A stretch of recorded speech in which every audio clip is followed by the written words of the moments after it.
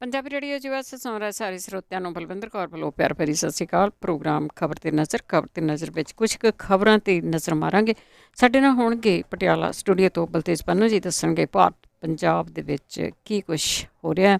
ਖਬਰਾਂ ਤੋਂ ਪਹਿਲਾਂ ਧੰਨਵਾਦ ਸਾਡੇ ਸਪਾਂਸਰ ਦਾ, ਜਿਨ੍ਹਾਂ ਨੇ ਇਸ ਪ੍ਰੋਗਰਾਮ ਨੂੰ ਸਪਾਂਸਰ ਕੀਤਾ, ਸਭ ਤੱਕ ਪਹੁੰਚਾਇਆ। ਦਲਜੀਤ ਸਿੰਘ, ਰਘਵੀਰ ਸਿੰਘ, ਅਜਮੇਰ ਸਿੰਘ ਮਾਹਲ ਟਰਲਕ, ਦਰਸ਼ਨ ਸਿੰਘ ਸਲਮਾ, ਮਨਦੀਪ ਸਿੰਘ ਸੈਨੋਜੇ, ਮਨਜੀਤ ਸਿੰਘ ਦੀਵਾਨਾ, ਮਹਾ ਸਿੰਘ ਜੜੀਆ ਫਰਜ਼ਨੋ, ਰਾਜਵਿੰਦਰ ਸਿੰਘ ਕਾਲੂ ਜੁਬਸੇਰੀ, ਸਤਨਾਮ ਸਿੰਘ ਸ਼ੇਰਗਿਲ ਸਲਮਾ, ਗੁਰਦੀਪ ਸਿੰਘ ਬਿਰਦੀ ਕਲੋਵਸ, ਖਾਲਸਾ ਇੰਸ਼ੋਰੈਂਸ ਏਜੰਸੀ ਸੈਨੋਜੇ 4082722500 ਹਰ ਇੱਕ ਤਰ੍ਹਾਂ ਦੀ ਇੰਸ਼ੋਰੈਂਸ ਕਰਦੇ ਨੇ। ਬਹੁਤ ਬਹੁਤ ਧੰਨਵਾਦ ਕਰਦੇ ਹਾਂ ਪ੍ਰੋਗਰਾਮਾਂ ਨੂੰ ਸਪਾਂਸਰ ਕਰਦੇ ਹੋ, ਸਭ ਤੱਕ ਪਹੁੰਚਾਉਂਦੇ ਹੋ। ਜੁੜ ਚੁੱਕੇ ਨੇ ਬਲਤੇਜ ਪੰਨੂ ਜੀ, ਸਤਿ ਸ਼੍ਰੀ ਅਕਾਲ, ਸਵਾਗਤ ਹੈ ਜੀ। ਸਤਿ ਸ਼੍ਰੀ ਅਕਾਲ ਜੀ, ਧੰਨਵਾਦ ਜੀ, ਬਹੁਤ ਮਿਹਰਬਾਨੀ। ਗੱਲ ਕਰਦੇ ਹਾਂ ਭਾਰਤ ਚੀਨ ਦੇ ਬਾਰਡਰ ਦੇ ਉੱਤੇ ਜੋ ਗੱਲਬਾਤ ਆ, ਉਸ ਦੇ ਵਿੱਚ ਸਹਿਮਤੀ ਦਾ ਦਾਅਵਾ। ਦੇਖੋ, ਜਿਹੜੇ ਦਾਅਵੇ ਤੇ ਹਕੀਕਤਾਂ ਉਹਦੇ ਵਿੱਚ ਫਰਕ ਤਾਂ ਜਿਹੜਾ ਜੀ ਉਹ ਦਿਸਦਾ ਜਦੋਂ ਆਪਾਂ ਜਿਹੜੀ ਰਿਐਲਿਟੀ ਦੀ ਗੱਲ ਜਿਹੜੀ ਉਹ ਕਰਦੇ ਹਾਂ। ਪਰ ਫਿਰ ਵੀ ਚੰਗੀ ਗੱਲ ਇਹ ਆ ਕਿ ਦੋਵੇਂ ਮੁਲਕ ਜਿਹੜੇ ਆ ਉਹ ਗੱਲਬਾਤ ਕਰ ਰਹੇ ਆ। ਜੰਗ ਕੋਈ ਨਹੀਂ ਚਾਹੁੰਦਾ, ਵਿਸ਼ਵ ਦੇ ਵਿੱਚ ਜੰਗ ਕੋਈ ਨਹੀਂ ਜਿਹੜਾ ਜੀ ਉਹ ਚਾਹੁੰਦਾ। ਨਾ ਜਿਹੜੇ ਚਾਈਨਾ ਦੇ ਲੋਕ ਨੇ ਉਹ ਚਾਹੁੰਦੇ ਹੋਣਗੇ, ਨਾ ਭਾਰਤ ਦੇ ਲੋਕ ਜਿਹੜੇ ਜੀ ਉਹ ਜੰਗ ਚਾਹੁੰਦੇ ਨੇ। ਲੋਕਾਂ ਨੂੰ ਮੁਸ਼ਕਿਲ ਜਿਹੜੀ ਹੈ ਜੀ ਉਹ ਇਸ ਵੇਲੇ COVID-19 ਤੋਂ ਉੱਭਰਨ ਦੀ ਹੈ। ਪਰ ਜੋ ਹਾਲਾਤ ਜਿਹੜੀ LAC ਆ, ਲਾਈਨ ਆਫ ਐਕਚੁਅਲ ਕੰਟਰੋਲ ਦੇ ਉੱਤੇ ਪਿਛਲੇ ਸਮੇਂ ਤੋਂ ਬਣੇ ਹੋਏ ਆ, ਉਹ ਬੜੇ ਜਿਹੜਾ ਜੀ ਉਹ ਪਹਿਲੀ ਵਾਰੀ ਜਿਹੜਾ ਜੀ ਉਹ ਦੇਖੇ ਨੇ।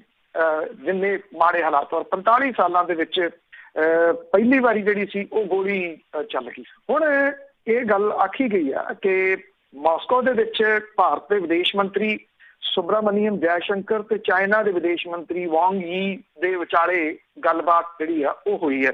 ਇਹ ਕਿਹਾ ਗਿਆ ਕਿ ਪੂਰਬੀ ਲੱਦਾਖ ਦੇ ਸਰਹੱਦੀ ਇਲਾਕਿਆਂ ਤੋਂ ਫੌਜਾਂ ਨੂੰ ਫੌਰੀ ਹਟਾਉਣਾ ਇਹਦੇ ਵਿੱਚ ਸ਼ਾਮਲ ਹੈ।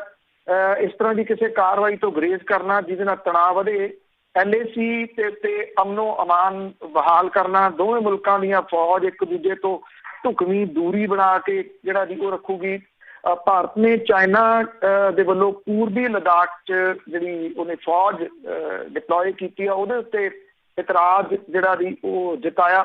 4 ਮਹੀਨਿਆਂ ਤੋਂ ਚੱਲ ਰਹੇ ਟਕਰਾਅ ਨੂੰ ਸੁਲਝਾਉਣ ਦੇ ਵਾਸਤੇ ਭਾਰਤ ਤੇ ਚਾਈਨਾ 5 ਨੁਕਾਤੀ ਇਹ ਜਿਹੜਾ ਖਾਕਾ ਇਹਦੇ ਉੱਤੇ ਸਹਿਮਤ ਹੋਏ ਨੇ। ਇਹ ਦਾਅਵਾ ਜਿਹੜਾ ਜੀ ਉਹ ਭਾਰਤ ਵਾਲੀ ਸਾਈਡ ਦੇ ਉੱਤੇ ਕੀਤਾ ਗਿਆ।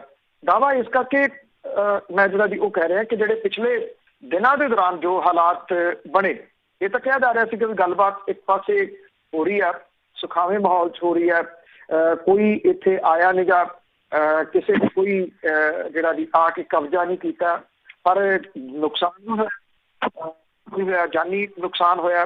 ਚਾਈਨਾ ਜਿਹੜਾ ਉਹ ਬਹੁਤ ਕਿਲੋਮੀਟਰ ਤੱਕ ਅੰਦਰ ਆ ਗਿਆ ਹੋਇਆ ਭਾਰਤ ਵਾਲੀ ਸਾਈਡ ਦੇ ਉੱਤੇ।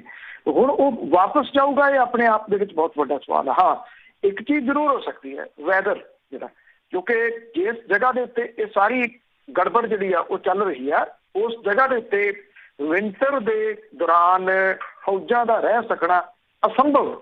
ਇਹ ਹੋ ਸਕਦਾ ਹੈ ਕਿ ਉਹ ਪਿੱਛੇ ਜਿਹੜਾ ਵੀ ਉਹ ਹਟਣ ਤੋਂ। ਇਹ ਚੰਗੀ ਖਬਰ ਇਸ ਪੱਖੋਂ ਹੈਗੀ ਆ ਕਿ ਜੇ ਦੋਨੋਂ ਮੁਲਕ ਸਹਿਮਤ ਹੋ ਰਹੇ ਆ, ਇਹ ਬਹੁਤ ਚੰਗੀ ਗੱਲ ਹੈ, ਕਿਉਂਕਿ ਗੱਲ ਫਿਰ ਉੱਥੇ ਜਿੱਥੋਂ ਸ਼ੁਰੂ ਕੀਤੀ ਸੀ, ਜੰਗ ਕੋਈ ਨਹੀਂ ਚਾਹੁੰਦਾ। ਜੰਗ ਵਾਕਿਆ ਹੀ ਆ, ਉਹ ਨਹੀਂ ਚਾਹੁੰਦੀ ਕਿ ਜੰਗ ਹੋਵੇ। ਅੱਗੇ ਗੱਲ ਕਰਦੇ ਹਾਂ ਪੰਜਾਬ ਤੇ ਹਰਿਆਣਾ ਦੇ ਕਿਸਾਨਾਂ ਦਾ ਅੰਦੋਲਨ ਤੇਜ਼ ਹੋਇਆ। ਬਿਲਕੁਲ ਜੀ, ਜਿਹੜਾ ਇਹ ਦੋਨੋਂ ਸੂਬੇ ਜਿਹੜੇ ਨੇ ਜੀ ਉਹ ਬੜੇ ਅਹਿਮ ਨੇ ਕਿਸਾਨੀ ਦੇ ਪੁਆਇੰਟ ਆਫ ਵਿਊ ਤੋਂ। ਪੰਜਾਬ ਕਿਸਾਨੀ ਦਾ ਧੁਰ ਹੈ ਤੇ ਇਹ ਜਿਹੜੇ ਆਰਡੀਨੈਂਸ ਜਾਰੀ ਹੋਏ ਨੇ, ਜਿਹੜੇ ਬਿੱਲ ਦਾ ਸ਼ਕਲ ਇਹਨਾਂ ਨੇ ਅਖਤਿਆਰ ਕਰਨੀ ਆ, ਜਿਹੜਾ ਸੈਸ਼ਨ ਆ ਰਿਹਾ ਉਹਦੇ 'ਚ ਇਹਦਾ ਜਿਹੜਾ ਸਭ ਤੋਂ ਵੱਡਾ ਇੰਪੈਕਟ ਹੈ ਉਹ ਪੰਜਾਬ ਤੇ ਹਰਿਆਣਾ ਦੇ ਉੱਤੇ ਪੈਣਾ। ਹਰਿਆਣਾ ਦੇ ਜਿਹੜੇ ਕਿਸਾਨ ਨੇ ਉਹ ਨਾਲ ਹੁਣ ਜਿਹੜਾ ਜੀ ਉਹ ਆਣ ਰਲੇ ਨੇ। ਇਹਦੇ ਨਾਲ ਬਿਨਾਂ ਕਿਸੇ ਸ਼ੱਕ ਦੇ ਕਿਸਾਨਾਂ ਦਾ ਅੰਦੋਲਨ ਮਜ਼ਬੂਤ ਹੋਇਆ, ਕਿਉਂਕਿ ਹਰਿਆਣੇ ਦੀਆਂ ਹੱਦਾਂ ਰਾਜਧਾਨੀ ਦੇ ਨਾਲ ਲੱਗਦੀਆਂ ਨੇ, ਦਿੱਲੀ ਦੇ ਨਾਲ। ਉਹਦਾ ਇੰਪੈਕਟ ਬਹੁਤ ਵੱਡਾ ਜਿਹੜਾ ਉਹ ਪੈਂਦਾ। ਹਰਿਆਣੇ ਦੇ ਵਿੱਚ ਜਿਹੜੀ ਉੱਥੋਂ ਦੀ ਸਰਕਾਰ ਹੈ ਉਹਨੇ ਇੱਕ ਕਿਸਮ ਦੇ ਨਾਲ ਹਰਿਆਣੇ ਦੇ ਕਿਸਾਨਾਂ ਦੇ ਉੱਤੇ ਲਾਠੀ ਚਾਰਜ ਕਰਕੇ ਭੂੰਡਾਂ ਦੀ ਖੱਖਰ ਨੂੰ ਹੱਥ ਪਾ ਲਿਆ। ਔਰ ਇਹ ਜਿਹੜੇ ਜੀ ਇਹਨਾਂ ਨੇ JJP ਜਿਹੜੀ ਜਨ ਨਾਇਕ ਜਨਤਾ ਪਾਰਟੀ ਆ, ਉਹਦੇ ਜਿਹੜਾ ਪ੍ਰਧਾਨ ਹੈ ਦੁਸ਼ਯੰਤ ਚੌਟਾਲਾ, ਜਿਹੜੇ ਡਿਪਟੀ ਮੁੱਖ ਮੰਤਰੀ ਆ, ਉਹਦਾ ਵੀ ਘਰ ਘੇਰ ਲਿਆ ਜਾ ਕੇ। ਇਹ ਕਿਹਾ ਕਿ 24 ਘੰਟਿਆਂ ਦਾ ਅਲਟੀਮੇਟਮ ਹੈ, ਜਾਂ ਤਾਂ ਇਹਨਾਂ ਵਿਰੋਧ ਕਰ ਜਿਹੜੇ ਆਰਡੀਨੈਂਸ ਨੇ ਬਿੱਲ ਆ ਰਿਹਾ ਇਹਦਾ, ਜਾਂ ਸਰਕਾਰ ਤੋਂ ਬਾਹਰ ਆ ਜਾ।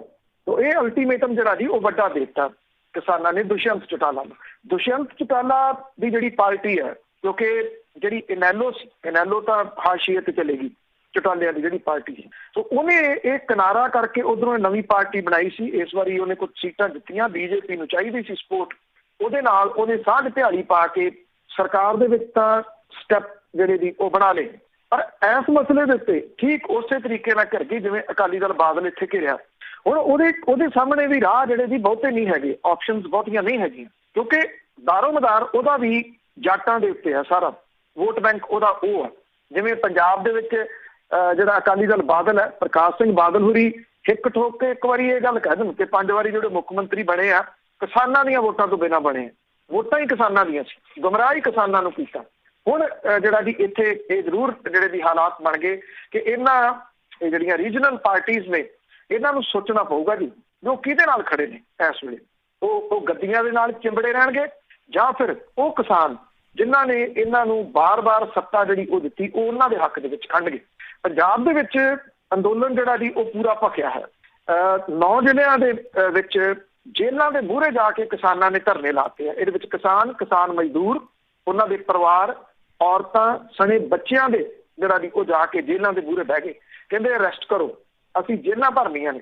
ਜੇਲ੍ਹਾਂ ਜਿਹੜੀਆਂ ਦੀ ਉਹ ਉਹਨਾਂ ਨੂੰ ਅਰੈਸਟ ਨਹੀਂ ਕੀਤਾ ਜਾ ਰਿਹਾ। ਪੰਜਾਬ ਸਰਕਾਰ ਕਾਂਗਰਸ ਦੀ ਹੈ ਤੇ ਉਹ ਪੰਗਾ ਕਿਉਂ ਲਊਗੀ ਕਿਸਾਨਾਂ ਦੇ ਨਾਲ? ਉਹਨੂੰ ਇਹ ਲੱਗਦਾ ਕੇਂਦਰ ਦਾ ਅੰਦੋਲਨ ਹੈ, ਉਧਰ ਲੱਗੇ ਰਹਿਣ ਦਿਓ। ਪਰ ਇਹ ਜਿਹੜਾ ਵੀ ਪ੍ਰਚੰਡ ਹੋ ਰਿਹਾ ਡੇ ਬਾਈ ਡੇ, 14 ਤਰੀਕ ਨੂੰ ਪੰਜਾਬ ਦੇ 3 ਪੁਲ ਜਿਹੜੇ ਨੇ ਉਹਨਾਂ ਦੇ ਉੱਤੇ ਸੰਕੇਤਕ ਰੂਪ ਦੇ ਵਿੱਚ ਜਾਮ ਜਿਹੜਾ ਉਹ ਲਾਇਆ ਜਾਊਗਾ, ਔਰ ਉਸ ਤੋਂ ਬਾਅਦ ਜਿਹੜਾ ਅਗਲਾ ਪ੍ਰੋਗਰਾਮ ਹੈ ਉਹ ਉਲੀਕਿਆ ਜਾਊਗਾ। ਹਰੀਕੇ ਹੈੱਡ, ਬਿਆਸ ਪੁਲ ਤੇ ਟਾਂਡਾ ਹਰਗੋਬਿੰਦਪੁਰ ਦਾ ਜਿਹੜਾ ਪੁਲ ਆ, ਇਹਦੇ ਉੱਤੇ ਜਾਮ 14 ਤਰੀਕ ਨੂੰ ਜਿਹੜੇ ਆ ਉਹ ਲੱਗਣਗੇ। ਔਰ ਜਿਹੜੀ ਆਲ ਇੰਡੀਆ ਕਿਸਾਨ ਸੰਘਰਸ਼ ਕਮੇਟੀ ਆ, ਕੋਆਰਡੀਨੇਸ਼ਨ ਕਮੇਟੀ ਜਿਹੜੀ ਆ, ਉਹਨੇ ਇਹ ਗੱਲ ਜਿਹੜੀ ਦੀ ਉਹਨੇ ਵੀ ਐਲਾਨ ਕਰਤਾ ਕਿ ਖੇਤੀ ਆਰਡੀਨੈਂਸਾਂ ਦੇ ਖਿਲਾਫ ਪਾਰਲੀਮੈਂਟ ਦੇ ਸਾਹਮਣੇ 14 ਸਤੰਬਰ ਨੂੰ ਵਿਰੋਧ ਪ੍ਰਦਰਸ਼ਨ ਕੀਤਾ ਜਾਊਗਾ, ਸੋਮਵਾਰ ਨੂੰ ਜਿਹੜਾ। ਔਰ ਇਹਦੇ ਨਾਲ 14 ਨੂੰ ਕਿਉਂਕਿ ਸਟਾਰਟ ਹੋ ਰਿਹਾ ਜੀ ਇਹ ਸੈਸ਼ਨ ਪਾਰਲੀਮੈਂਟ ਦਾ। ਹੁਣ ਕਿਸਾਨ ਜਿਹੜੇ ਨੇ ਉਹ ਦਿੱਲੀ ਪਹੁੰਚਣਗੇ। ਦਿੱਲੀ ਜਿਹੜੀ ਹੈ ਜੀ ਉਹ ਕਿਸਾਨਾਂ ਨੂੰ ਰੋਕੂਗੀ ਪਹੁੰਚਣ ਦੇ ਵਾਸਤੇ। ਟਕਰਾਓ ਹੋਣ ਦੇ ਆਸਾਰ ਜਿਹੜੇ ਜੀ ਉਹ ਬਣੇ ਹੋਏ ਆ। ਕੇਂਦਰ ਦੀ ਸਰਕਾਰ ਟਸ ਤੋਂ ਮਸ ਨਹੀਂ ਹੋ ਰਹੀ, ਨਾ ਤਾਂ ਕੋਈ ਉਹ ਵਿਚਲਾ ਰਾਹ ਕੱਢਣ ਦੇ ਵਾਸਤੇ ਤਿਆਰ ਹੈ, ਨਾ ਉਹ ਕਿਸਾਨਾਂ ਦੀ ਗੱਲ ਇਸ ਮਸਲੇ ਦੇ ਉੱਤੇ ਸੁਣਨ ਲਈ ਤਿਆਰ ਹੈ। ਪ੍ਰਕਾਸ਼ ਸਿੰਘ ਬਾਦਲ ਜੀ ਨੂੰ ਸੁਖਬੀਰ ਸਿੰਘ ਬਾਦਲ ਵੀ ਕਿਸਾਨਾਂ ਦਾ ਮਸੀਹਾ ਕਹਿੰਦੇ, ਹੋਰ ਨਹੀਂ ਕੋਈ। ਉਹ ਕਹਿੰਦੇ ਕਿ ਉਹ ਕਿਸਾਨਾਂ ਦਾ ਮਸੀਹਾ। ਉਹ ਵੀਡੀਓ ਦੇ ਰਾਹੀਂ ਕਿਸਾਨਾਂ ਨੂੰ ਇਹ ਕਹਿ ਰਹੇ ਆ ਕਿ ਇਹ ਆਰਡੀਨੈਂਸ ਤੁਹਾਡੇ ਬੜੇ ਹੱਕ 'ਚ ਹੈ। ਇੱਕ ਗੱਲ ਹੋਰ ਪੰਜਾਬ ਦੇ ਵਿੱਚ ਜਿਹੜੀ ਹੈ ਜੀ ਉਹ ਥੋੜੀ ਵੱਖਰੀ ਹੋਈ ਕਿ ਆੜਤੀਏ ਜਿਹੜੇ ਨੇ, ਆੜਤੀਆਂ ਦੀ ਐਸੋਸੀਏਸ਼ਨ ਕਿਸਾਨਾਂ ਦੇ ਨਾਲ ਆ ਕੇ ਜਿਹੜਾ ਦੀ ਉਹ ਖੜੀ ਹੋ ਗਈ, ਕਿਉਂਕਿ ਇਹਨਾਂ ਆਰਡੀਨੈਂਸਾਂ ਦੇ ਨਾਲ, ਇਸ ਬਿੱਲ ਦੇ ਨਾਲ ਇਕੱਲੇ ਕਿਸਾਨ ਨਹੀਂ ਮਰਨੇ, ਕਿਸਾਨ ਨਾਲ ਜੁੜੀਆਂ ਹੋਈਆਂ ਸਾਰੀਆਂ ਧਿਰਾਂ ਜਿਹੜੀਆਂ ਦੀ ਉਹ ਮਰਨੀਆਂ ਨੇ। ਸ਼ੈਲਰ ਖਤਮ ਹੋ ਜਾਣੇ ਆ, ਆੜਤੀ ਸਿਸਟਮ ਜਿਹੜਾ ਦੀ ਉਹ ਖਤਮ ਹੋ ਜਾਣਾ। ਸੋ ਆੜਤੀਏ ਤਾਂ ਆਏ ਨੇ, ਉਮੀਦ ਆ ਇਸ ਗੱਲ ਦੀ ਕਿ ਅਗਲੇ 1-2 ਦਿਨਾਂ ਦੇ ਵਿੱਚ ਸ਼ੈਲਰ ਐਸੋਸੀਏਸ਼ਨ ਕਾਫੀ ਵੱਡੀ ਜਿਹੜੀ ਹੈਗੀ ਆ ਉਹ ਵੀ ਇਸ ਮਸਲੇ ਦੇ ਉੱਤੇ ਕਿਸਾਨਾਂ ਦੇ ਨਾਲ ਖੜੀ ਹੋਊਗੀ। ਜੀ, ਇਕੱਠੇ ਹੋਣਾ ਪਊਗਾ ਜੀ ਸਾਰਿਆਂ ਨੂੰ ਜੇ ਕੁਛ ਇਹਨਾਂ ਨੇ ਕਰਨਾ। ਤੇ ਅੱਗੇ ਕਾਂਗਰਸ ਦੀ ਗੱਲ ਕਰੀਏ, ਹਾਈ ਕਮਾਂਡ ਦੇ ਵਿੱਚ ਵੱਡਾ ਫੇਰ ਬਦਲ। ਐਕਚੁਅਲੀ ਇਹ ਐਕਸਪੈਕਟਡ ਸੀਗਾ। ਜਦੋਂ ਪਿਛਲੇ ਦਿਨੀ ਕਾਂਗਰਸ ਦੇ ਜਿਹੜੇ ਚੋਣ ਹੋਣੀ ਸੀ ਪ੍ਰਧਾਨ ਦੀ, ਜਿਸ ਕਿਸਮ ਦੇ ਨਾਲ ਕਾਂਗਰਸ ਦਾ ਤਮਾਸ਼ਾ ਉਦੋਂ ਸਾਹਮਣੇ ਆਇਆ, ਉਹਦੇ ਤੋਂ ਲੱਗਦਾ ਸੀਗਾ ਕਿ ਜੇ ਕਾਂਗਰਸ ਨੇ ਇਸੇ ਤਰੀਕੇ ਦੇ ਨਾਲ ਚੱਲਣਾ ਤਾਂ ਉਹ ਫਿਰ ਵਿਰੋਧੀ ਧਿਰ ਏਦਾਂ ਦੀ ਜਿਹੜੀ ਉਹ ਲੰਗੜੀ ਲੂਲੀ ਦੀ ਵਿਰੋਧੀ ਧਿਰ ਹੀ ਰਹੂਗੀ, ਪ੍ਰੋਪਰ ਵਿਰੋਧੀ ਧਿਰ ਵੀ ਨਹੀਂ ਬਣਦੀ। ਸਰਕਾਰ ਵਾਲੀ ਗੱਲ ਤਾਂ ਜਿਹੜੀ ਉਹ ਦੂਰ ਦੀ ਹੈ। ਇਹ ਐਕਚੁਅਲੀ ਟਕਰਾਓ ਜਿਹੜਾ ਹੈ ਨਾ, ਇਹ ਬੁੱਢੀ ਲੀਡਰਸ਼ਿਪ ਤੇ ਨਵੀਂ ਲੀਡਰਸ਼ਿਪ ਦੇ ਵਿਚਾਲੇ ਕਾਂਗਰਸ ਦੇ ਚੱਲ ਰਿਹਾ ਦੇਰ ਤੋਂ। ਹੁਣ ਐਤਕੀ ਜਿਹੜਾ ਜੀ ਉਹ ਸਾਹਮਣੇ ਤਾਂ ਆਇਆ ਕਿ ਪਹਿਲਾਂ ਜਿਹੜੀ ਮੀਟਿੰਗ ਹੁੰਦੀ ਹੈ CWC ਦੀ, ਉਹ ਹੁੰਦੀ ਅੰਦਰ। ਇਸ ਵਾਰੀ ਕਿਉਂਕਿ ਕੈਮਰਿਆਂ ਦੇ ਉੱਤੇ ਸੀ, ਉਹ ਗੱਲ ਵੀ ਕਰੀ ਜਾਂਦੇ ਸੀ, ਟਵੀਟ ਵੀ ਕਰੀ ਜਾਂਦੇ ਸੀ, ਟਵੀਟ ਕਰੀ ਵੀ ਜਾਂਦੇ ਸੀ, ਟਵੀਟ ਡਿਲੀਟ ਵੀ ਕਰੀ ਜਾਂਦੇ ਸੀ। ਔਰ ਜਿਹੜੀ ਇੱਕ ਚਿੱਠੀ ਸੀ ਜਿਹਨੂੰ ਇਹ ਕਿਹਾ ਜਾ ਰਿਹਾ ਕਿ ਲੈਟਰ ਬੰਬ ਸੀ, ਇਹ ਪ੍ਰਧਾਨਗੀ ਦੀ ਚੋਣ ਤੋਂ ਐਨ ਪਹਿਲਾਂ ਲੀਕ ਕੀਤੀ ਗਈ, ਲਿਖੀ ਪਹਿਲਾਂ ਸੀ, ਉਹਨੇ ਕਾਂਗਰਸ ਦਾ ਨੁਕਸਾਨ ਕੀਤਾ। ਭਾਰਤੀ ਜਨਤਾ ਪਾਰਟੀ ਨੂੰ ਜਿਹੜਾ ਸੀਗਾ ਉਹ ਕਾਂਗਰਸ ਦੇ ਉੱਤੇ ਕਾਫੀ ਜਿਹੜਾ ਵੀ ਉਹ ਤਵੇ ਲਾਉਣ ਦਾ ਮੌਕਾ ਮਿਲਿਆ। ਹੁਣ ਕੀ ਹੋਇਆ ਕਿ ਜਥੇਬੰਦਕ ਢਾਂਚਾ ਜਿਹੜਾ ਉਹਦੇ ਵਿੱਚ ਫੇਰ ਬਦਲ ਕੀਤਾ ਕਾਂਗਰਸ ਨੇ। ਰਾਜ ਸਭਾ ਦੇ ਮੈਂਬਰ ਗੁਲਾਮ ਨਬੀ ਆਜ਼ਾਦ ਜਿਹਨੇ ਐਕਚੁਅਲੀ ਲੀਡ ਲਈ ਸੀ ਇਸ ਸਾਰੇ ਮਾਮਲੇ ਦੇ ਵਿੱਚ, ਉਹਨੂੰ ਜਨਰਲ ਸਕੱਤਰ ਦੇ ਅਹੁਦੇ ਤੋਂ ਲਾਂਭੇ ਕਰ ਦਿੱਤਾ ਗਿਆ। ਆਜ਼ਾਦ ਹਰਿਆਣਾ ਮਾਮਲਿਆਂ ਦੇ ਇੰਚਾਰਜ ਸੀਗੇ ਤੇ ਉਹਦੀ ਜਗ੍ਹਾ ਦੇ ਉੱਤੇ ਵਿਵੇਕ ਬਾਂਸਲ ਨੂੰ ਲਾ ਦਿੱਤਾ ਗਿਆ। ਜਿਹੜੇ ਗੁਲਾਮ ਨਬੀ ਆਜ਼ਾਦ ਨੇ ਕਾਂਗਰਸ ਪਾਰਟੀ ਦੀ ਮੁਕੰਮਲ ਕਾਇਆ ਕਲਪ ਕਰਨ ਲਈ ਕਾਂਗਰਸ ਪ੍ਰਧਾਨ ਸੋਨੀਆ ਗਾਂਧੀ ਨੂੰ ਚਿੱਠੀ ਲਿਖਣ ਵਾਲੇ ਪ੍ਰਮੁੱਖ ਤੇ ਸੀਨੀਅਰ ਆਗੂਆਂ ਦੇ ਵਿੱਚ ਸੀ। ਅੰਬਿਕਾ ਸੋਨੀ, ਮੋਤੀ ਲਾਲ ਵੋਹਰਾ, ਮਲਕਰਜਨ ਖੜਗੇ, ਉਹਨੂੰ ਵੀ ਜਨਰਲ ਸਕੱਤਰ ਦੇ ਅਹੁਦਿਆਂ ਤੋਂ ਲਾਂਭੇ ਕਰ ਦਿੱਤਾ ਗਿਆ। ਪ੍ਰਿਅੰਕਾ ਗਾਂਧੀ ਵਾਡਰਾ ਜਿਹੜੀ ਹੈ ਉਹ ਜਨਰਲ ਸਕੱਤਰ ਦੇ ਅਹੁਦੇ ਦੇ ਉੱਤੇ ਬਰਕਰਾਰ ਜਿਹੜੀ ਹੈ ਉਹ ਰੱਖੀ ਗਈ ਹੈ। ਜਿਹੜੀ ਕਾਂਗਰਸ ਨੇ ਇਹ ਫੇਰ ਬਦਲ ਜਿਹੜੀ ਕੀਤੀ ਹੈ ਜੀ, ਉਹਦੇ ਵਿੱਚ ਇਹਨੂੰ ਪ੍ਰਿਅੰਕਾ ਗਾਂਧੀ ਵਾਡਰਾ ਹੋਰਾਂ ਨੂੰ ਯੂਪੀ ਦੇ ਮਾਮਲੇ ਦਿੱਤੇ ਗਏ ਆ। ਕਾਂਗਰਸ ਵਰਕਿੰਗ ਕਮੇਟੀ ਦੀ ਵਰਚੁਅਲ ਮੀਟਿੰਗ ਦੇ ਦੌਰਾਨ ਸਾਬਕਾ ਪ੍ਰਧਾਨ ਮੰਤਰੀ doctor Manmohan Singh, AK Antony ਤੇ ਬਾਕੀ ਆਗੂਆਂ ਨੇ ਇਸ ਚਿੱਠੀ ਦੇ ਉੱਤੇ ਉਜਰ ਜਤਾਇਆ ਸੀਗਾ। ਔਰ ਕਾਂਗਰਸੀ ਆਗੂ ਰਾਹੁਲ ਗਾਂਧੀ ਚਿੱਠੀ ਦੇ ਸਮੇਂ ਦੇ ਉੱਤੇ ਸਵਾਲ ਜਿਹੜੇ ਜੀ ਉਹਨੇ ਉਠਾਏ ਸੀਗੇ। ਸੋਨੀਆ ਗਾਂਧੀ ਨੇ ਇੱਕ ਵਿਸ਼ੇਸ਼ ਕਮੇਟੀ ਕਾਇਮ ਕੀਤੀ ਹੈ ਜਿਹਦੇ AK ਐਂਟਨੀ, ਅਹਿਮਦ ਪਟੇਲ ਤੇ ਅੰਬਿਕਾ ਸੋਨੀ ਸ਼ਾਮਲ ਨੇ, ਜਿਹੜੇ ਉਹਨਾਂ ਨੂੰ ਪਾਰਟੀ ਮਾਮਲਿਆਂ ਬਾਰੇ ਸਲਾਹ ਮਸ਼ਵਰਾ ਜਿਹੜਾ ਜੀ ਉਹ ਦੇਣਗੇ। ਇਹ ਤੋਂ ਇਲਾਵਾ P ਚਿਦੰਬਰਮ, ਜਤਿੰਦਰ ਸਿੰਘ, ਤਾਰਕ ਅਨਵਰ, ਰਣਦੀਪ ਸੂਰਜੇਵਾਲਾ ਨੂੰ ਕਾਂਗਰਸ ਵਰਕਿੰਗ ਕਮੇਟੀ ਦਾ ਸਥਾਈ ਮੈਂਬਰ ਜਿਹੜਾ ਜੀ ਉਹ ਬਣਾਇਆ ਗਿਆ। ਇਹਦਾ ਅਸਰ ਬਿਨਾਂ ਕਿਸੇ ਸ਼ੱਕ ਦੇ ਪੰਜਾਬ ਦੇ ਉੱਤੇ ਵੀ ਵੱਡਾ ਪਿਆ। ਪੰਜਾਬ ਮਾਮਲਿਆਂ ਦੇ ਇੰਚਾਰਜ ਆਸ਼ਾ ਕੁਮਾਰੀ ਲਾਂਭੇ ਕਰ ਦਿੱਤੇ ਗਏ ਔਰ ਆਸ਼ਾ ਕੁਮਾਰੀ ਦੀ ਜਗ੍ਹਾ ਦੇ ਉੱਤੇ ਜਿਹੜਾ ਸਾਬਕਾ ਕੇਂਦਰੀ ਮਾਫ ਕਰਨਾ ਜਿਹੜੇ ਇਸ ਵੇਲੇ ਹਰੀਸ਼ ਰਾਵਤ ਨੇ, ਉਹਨੂੰ ਇੱਕ ਤਾਂ ਜਨਰਲ ਸਕੱਤਰ ਲਾ ਦਿੱਤਾ ਗਿਆ, ਪੰਜਾਬ ਮਾਮਲਿਆਂ ਦਾ ਇੰਚਾਰਜ ਉਹਨੂੰ ਲਾ ਦਿੱਤਾ ਗਿਆ। ਆਸ਼ਾ ਕੁਮਾਰੀ ਹੋਈ ਪੰਜਾਬ ਮਾਮਲਿਆਂ ਵਿੱਚ ਜੋ ਕੁਝ ਪੰਜਾਬ ਛੋੜਿਆ ਉਹ ਸਹੀ ਤਸਵੀਰ ਹਾਈ ਕਮਾਂਡ ਨੂੰ ਨਹੀਂ ਦੇ ਰਹੇ ਪਿਛਲੇ ਸਮੇਂ ਤੋਂ। ਜੋ ਕੁਝ ਚਾਹੇ ਉਹ ਕਰਪਸ਼ਨ ਦਾ ਮਾਮਲਾ ਹੈ, ਜੋ ਕੁਝ ਵੀ ਜਿਹੜਾ ਜੀ ਹੁਣ ਹਰੀਸ਼ ਰਾਵਤ ਦੇ ਆਉਣ ਦੇ ਨਾਲ ਪੰਜਾਬ ਕਾਂਗਰਸ ਦੇ ਵਿੱਚ ਵੀ ਹਿਲਜੁਲ ਜਿਹੜੀ ਜੀ ਉਹ ਹੋਣ ਦੇ ਆਸਾਰ ਜਿਹੜੇ ਉਹ ਦਿਸ ਰਹੇ ਆ। ਚੰਡੀਗੜ੍ਹ ਤੋਂ ਸੰਸਦ ਮੈਂਬਰ ਪਵਨ ਕੁਮਾਰ ਬਾਂਸਲ ਨੂੰ ਜਿਹੜੀ ਆਲ ਇੰਡੀਆ ਕਾਂਗਰਸ ਜਿਹੜੀ ਕਮੇਟੀ ਹੈ ਉਹਦੇ ਵਿੱਚ ਪ੍ਰਸ਼ਾਸਨਿਕ ਮਾਮਲਿਆਂ ਦਾ ਇੰਚਾਰਜ ਲਾਇਆ ਗਿਆ, ਮੋਤੀ ਲਾਲ ਵੋਹਰਾ ਦੀ ਜਗ੍ਹਾ ਦੇ ਉੱਤੇ। ਸੋ ਇਹ ਜਿਹੜੀਆਂ ਚੇਂਜਸ ਨੇ ਇਹ ਬੜੀਆਂ ਅਹਿਮ ਨੇ। ਇਸ ਕਰਕੇ ਅਹਿਮ ਨੇ, ਵੇਖਣਾ ਹੁਣ ਇਹ ਹੋਊਗਾ ਕਿ ਇਹ ਜਿਹੜੀ ਬੁੱਢੀ ਲੀਡਰਸ਼ਿਪ ਜਿਹੜੀ ਕਿਸੇ ਪਾਸੇ ਕਾਂਗਰਸ ਨੂੰ ਨਹੀਂ ਲੱਗਣ ਦੇ ਰਹੀ, ਉਹ ਇਕਜੁੱਟ ਹੁੰਦੀ ਹੈ। ਜੇ ਉਹ ਇਕਜੁੱਟ ਹੁੰਦੀ ਹੈ ਤੇ ਉਹ ਕਾਂਗਰਸ ਦੇ ਵਾਸਤੇ ਕੀ ਮੁਸ਼ਕਲਾਂ ਖੜੀਆਂ ਕਰਦੀ ਹੈ। ਪਰ ਇਹਨਾਂ ਦੇ ਵਿੱਚ ਬਹੁਤੇ ਆਗੂ ਉਹ ਨੇ ਜਿਨ੍ਹਾਂ ਦੀ ਹੁਣ ਇੰਨਾ ਵੀ ਪਤਾ ਕਿ ਗਾਂ ਉਹਨਾਂ ਨੂੰ ਰਾਜ ਸਭਾ ਵਗੈਰਾ ਮਿਲਣੀ ਨਹੀਂ ਹੈ। ਇਹ ਸਾਰੇ ਰਾਜ ਸਭਾ ਵਾਲੇ ਨੇ। ਜੇ ਤਾਂ ਇਹ ਜਿਹੜਾ ਨਵਾਂ ਬਣਾਇਆ ਢਾਂਚਾ ਜੀ ਇਹ ਤੁਰ ਸਕਦਾ ਤਾਂ ਕਾਂਗਰਸ ਮੁੜ ਕੇ ਪੈਰਾਂ ਸਿਰ ਹੋ ਸਕਦੀ ਹੈ। ਜੇ ਨਹੀਂ ਜਿਹੜਾ ਜੀ ਉਹ ਤੁਰਦਾ ਤੇ ਫਿਰ ਜਿਵੇਂ ਮੈਂ ਕਿਹਾ ਕਿ ਇਹ ਇਹੋ ਜੀ ਲੂਲੀ ਲੰਗੜੀ ਦੀ ਜਿਹੜੀ ਜੀ ਉਹ ਬੈਠੀ ਰਹੂਗੀ ਵਿਰੋਧੀ ਧਿਰ ਦੇ ਵਜੋਂ, ਤੇ ਸੱਤਾ ਦੇ ਵਿੱਚ ਵਾਪਸੀ ਜਿਹੜੀ ਉਹ ਨਹੀਂ ਕਰ ਸਕਦੀ ਇਹਨਾਂ ਆਗੂਆਂ ਦੇ ਸਿਰ ਤੇ ਜੀ। ਤੇ ਅੱਗੇ ਸਮੇਤ ਸੈਣੀ ਦੀ ਗੱਲ ਕਰੀਏ ਤਾਂ ਉਸ ਦੀਆਂ ਮੁਸ਼ਕਲਾਂ ਦੇ ਵਿੱਚ ਵਾਧਾ ਐਕਚੁਅਲੀ ਜਿਹੜੀ ਛਾਪੇਮਾਰੀ ਆ ਉਹ ਥਾਂ ਥਾਂ ਦੇ ਉੱਤੇ ਹੋ ਰਹੀ ਆ। ਬਹੁਤ ਸਾਰੇ ਥਾਵਾਂ ਦੇ ਉੱਤੇ ਛਾਪੇਮਾਰੀ ਕੱਲ ਵੀ ਜਿਹੜੀ ਹੋਈ ਆ। ਉਹਦੇ ਇੱਕ 10 ਇੱਥੇ ਜਿਹੜਾ ਜੀ ਸੈਕਟਰ ਆ ਉਹਦੇ ਵਿੱਚ ਕੋਠੀ ਆ, ਉੱਥੇ ਫੇਰ ਜਿਹੜੀ ਆ ਛਾਪੇਮਾਰੀ ਹੋਈ। ਉਹਦਾ ਇੱਕ ਦੋਸਤ ਹੈ, ਉਹਦੇ ਘਰ ਵੀ ਛਾਪੇਮਾਰੀ ਜਿਹੜੀ ਹੈ ਚੰਡੀਗੜ੍ਹ ਦੇ ਵਿੱਚ ਹੋਈ ਆ।